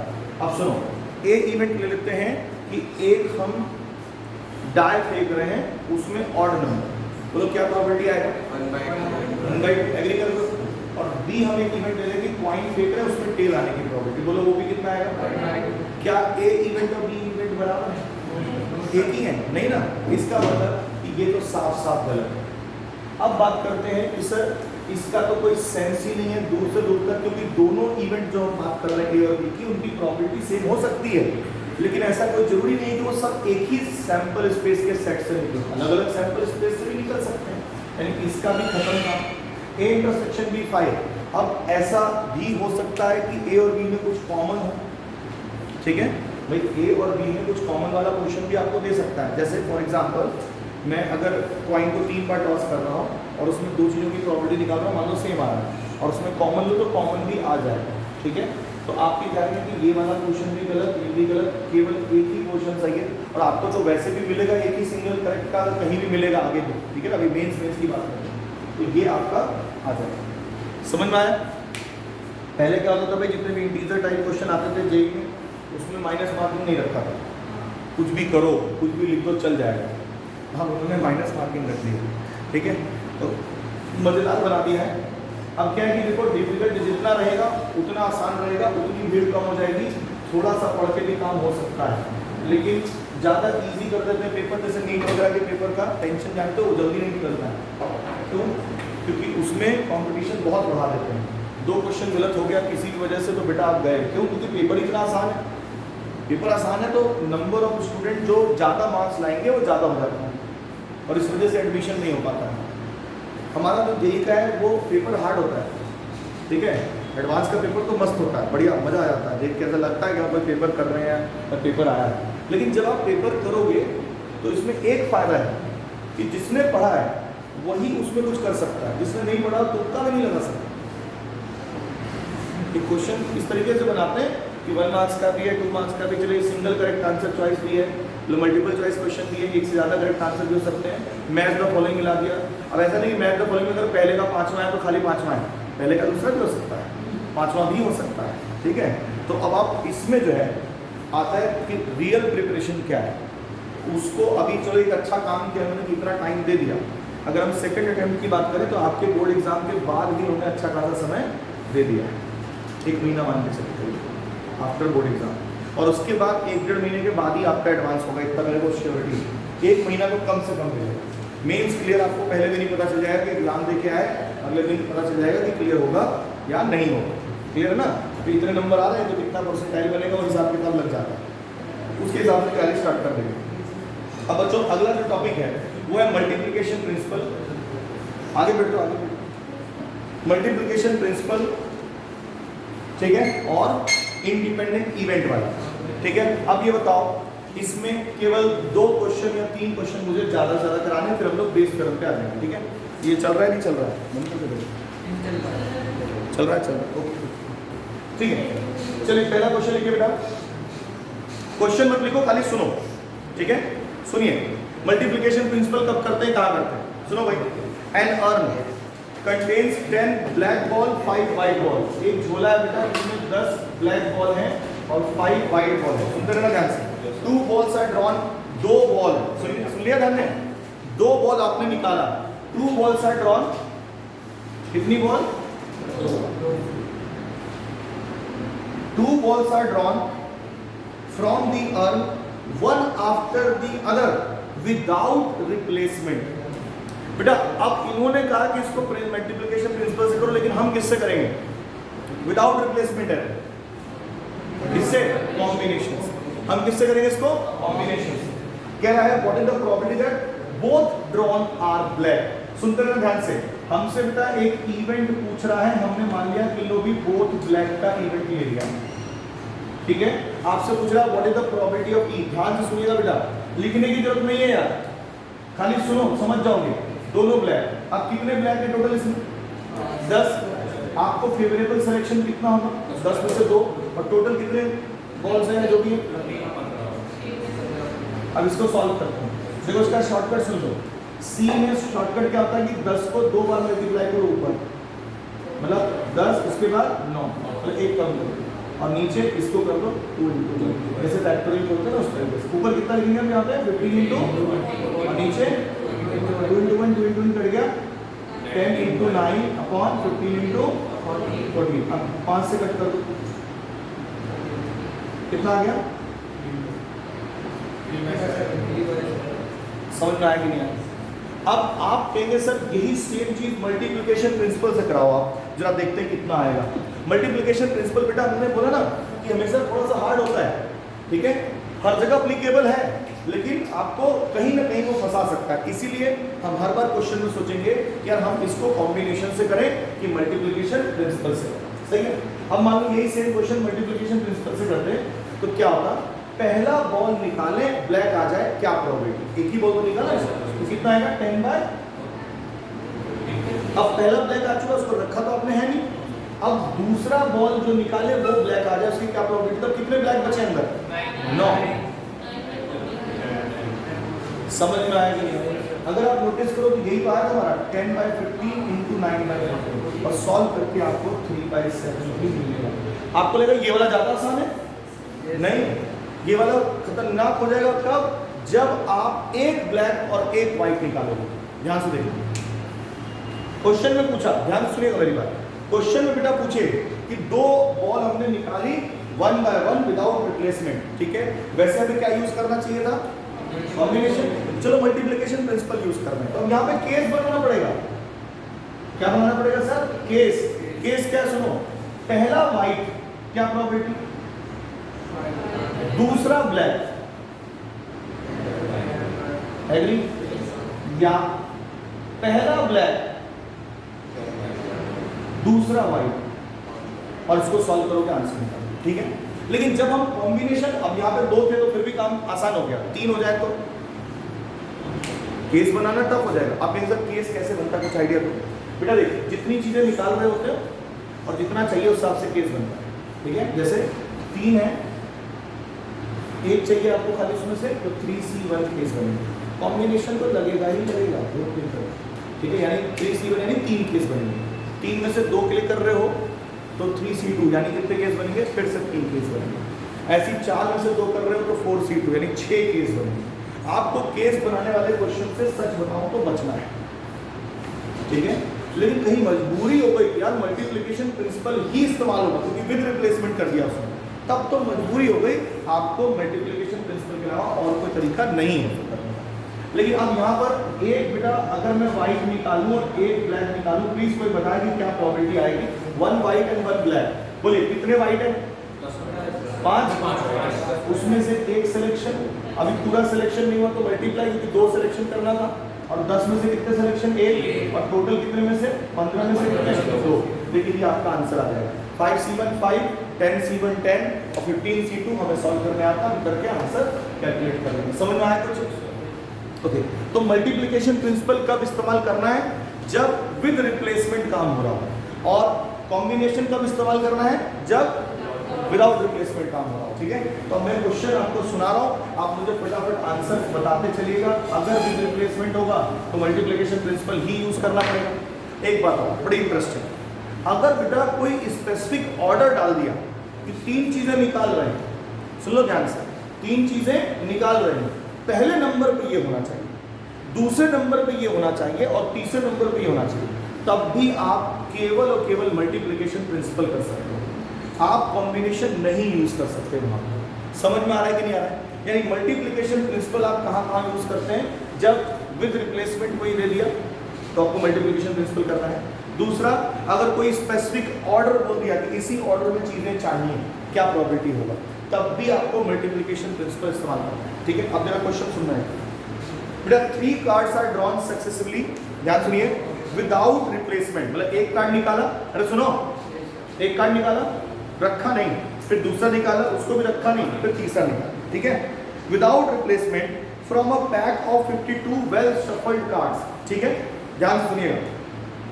What is the probability that first 2 cards are king, first 2 cards क्या है? किंग है, and the third card is an ace, तीसरा कार्ड क्या हो? एस हो। इसमें ऑर्डर दे दिया ना कि फर्स्ट 2 ये होने चाहिए, थर्ड ये होना चाहिए, आप केवल और केवल यूज कर सकते हो मल्टीप्लिकेशन प्रिंसिपल। सर पहले तो आप कह रहे थे कि विदाउट रिप्लेसमेंट है तो हम कॉम्बिनेशन इस्तेमाल कर सकते हैं, नहीं, उसकी बाउंडेशन सुन लो। विदाउट रिप्लेसमेंट में भी कॉम्बिनेशन वहां पे इस्तेमाल नहीं होगा जहां पे स्पेसिफिक क्या दे दिया? ऑर्डर। और सर इसको कैसे करेंगे? ध्यान सुनना। अगर बेटा मान लेता हूं कि ये कैपिटल ए इवेंट है, पहला कार्ड क्या आना चाहिए? किंग। बोलिए कितने किंग होते हैं? 4। बोलो बेटा प्रोबेबिलिटी 4/। अब इसको रखा तो है नहीं दोबारा, अब दूसरा कार्ड भी किंग है, बोलो क्या प्रोबेबिलिटी? 3/। और तीसरा कार्ड क्या है? एस, इक्का, है ना, तीसरा कार्ड क्या होगा? कितने इक्के होते हैं? 4। कार्ड कितने बचे हैं? ये समझ में आया कि नहीं? अब इसके आगे क्वेश्चन पढ़ रहा हूँ, ध्यान सुनना। इंडिपेंडेंट इवेंट सबको पता है, हमने उस दिन प्रूविंग भी करी थी, तो अब जो भी मल्टीप्लिकेशन प्रिंसिपल तो कोई कम है नहीं, हेडिंग डाल दीजिए इंडिपेंडेंट इवेंट्स। मैं बता देता हूँ कौन कौन सी बातें आपको इसमें याद रखनी है, लिखो।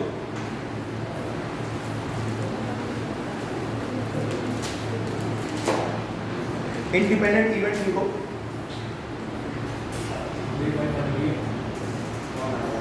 बोला देना। हाँ तो मैं बता था।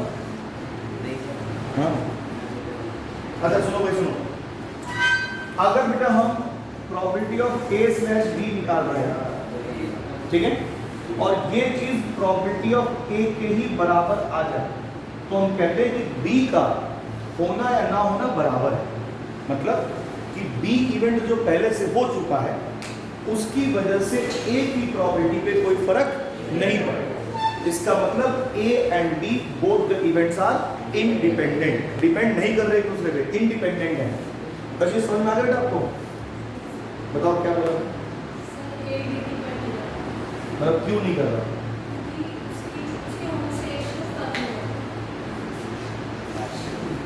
बच गए। चलो अब इसको बेटा न्यूमेरिकल्स में हम इसको जनरली यूज नहीं करते। न्यूमेरिकल में क्या यूज करते हैं? इसका फॉर्मूला जरा बताना क्या था? और ये किसके बराबर होना चाहिए? तो अगर 2 इवेंट इंडिपेंडेंट हैं तो हम कहेंगे ये दोनों क्या होंगे? समझ में आ रहा है? अब इसके अलावा इंडिपेंडेंट पे क्वेश्चन ये था कि अगर A और B इंडिपेंडेंट हो गए भाई साहब, तो A और B के जितने भी पेयर हैं, नॉट के या बाकी जितने भी, सारे के सारे पेयर क्या होते हैं? इंडिपेंडेंट। सही है, तो पहला क्वेश्चन यही लिख लो, इससे स्टार्ट कर रहे हैं। लिखिए, if A and B are 2 independent events, if A and B are 2 independent events,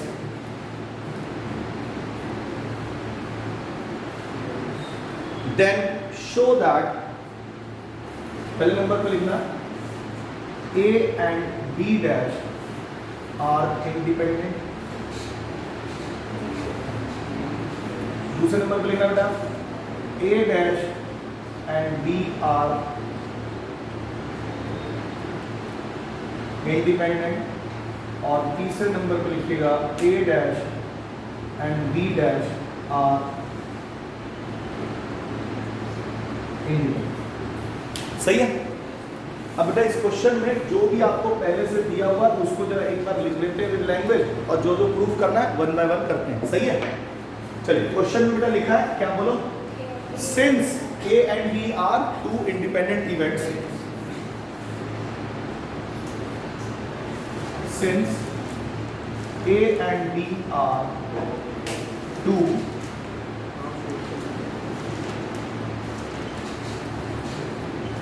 to independent events, therefore कौन बताएगा? Probability of A intersection B is equal to probability of A into, simple है।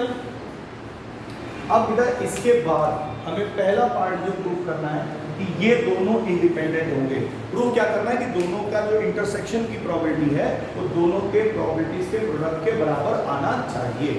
तो बेटा formula बताइए, आज ही discuss किया है मैंने, माइनस प्रोबेबिलिटी ऑफ, यहाँ पे जिसका भी फॉर्मूला आप जानते हैं अब कि ये चीज ऑलरेडी आपको क्या है गिवन है, तो बताइए क्या लिखूं? Probability of A minus probability of A into probability of B. Anything common?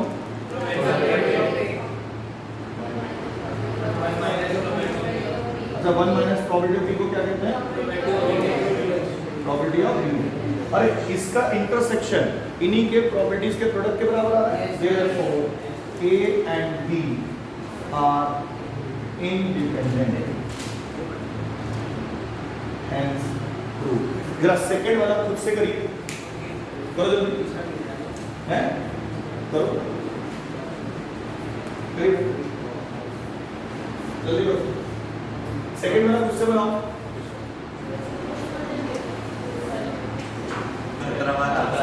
हाँ वही वही 70 अल्टीमेट अल्टीमेट। सेकंड पार्ट जल्दी बताओ बेटा। Probability of A dash intersection B, बोलिए probability of B minus probability of, अच्छा चलो बी की प्रोबेबिलिटी बताओ। अच्छा यहाँ तो जो पता है वो बताओ। Minus probability of A into probability of B, what is common?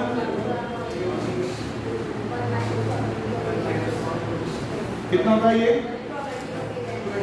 Probability of B into probability of A dash, और आंसर आ रहा है probability of A dash into probability of B. साफ साफ पता चल गया, therefore A dash and B are, बोलो इंडिपेंडेंट। हाथ रोक लेंगे, ठीक है। अब आते हैं इस वाले को कैसे इंडिपेंडेंट प्रूव करोगे, थर्ड वाले। मेन यही क्वेश्चन, ठीक है। आपको फॉर्मूला आता है, बस सारा काम हो जाएगा। पहले पहला पार्ट हटा दे रहा हूँ यहाँ से और यहीं पे समझा, ध्यान से देखना। फॉर्मूला मैंने आज ही बताया है। अभी भाई साहब आए वहाँ खड़े होकर अपनी हाइट मेजर करेगा।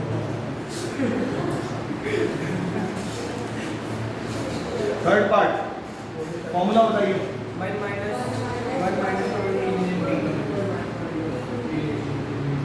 चलिए ए यूनियन बी का formula, probability of A probability of B minus intersection of ए।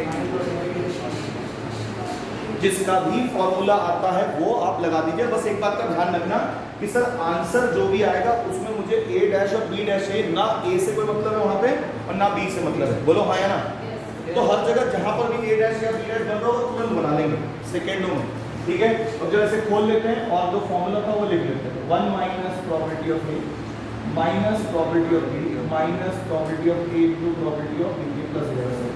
बेटा क्या 1 माइनस प्रोबेबिलिटी ऑफ ए को लिख सकते हैं प्रोबेबिलिटी ऑफ ए डैश? हमें चाहिए भी था तो हमने फटाक से इसको लिख दिया। अब इन दोनों में बेटा क्या कॉमन है? With what sign? Minus probability of B. बचा क्या जल्दी बताओ?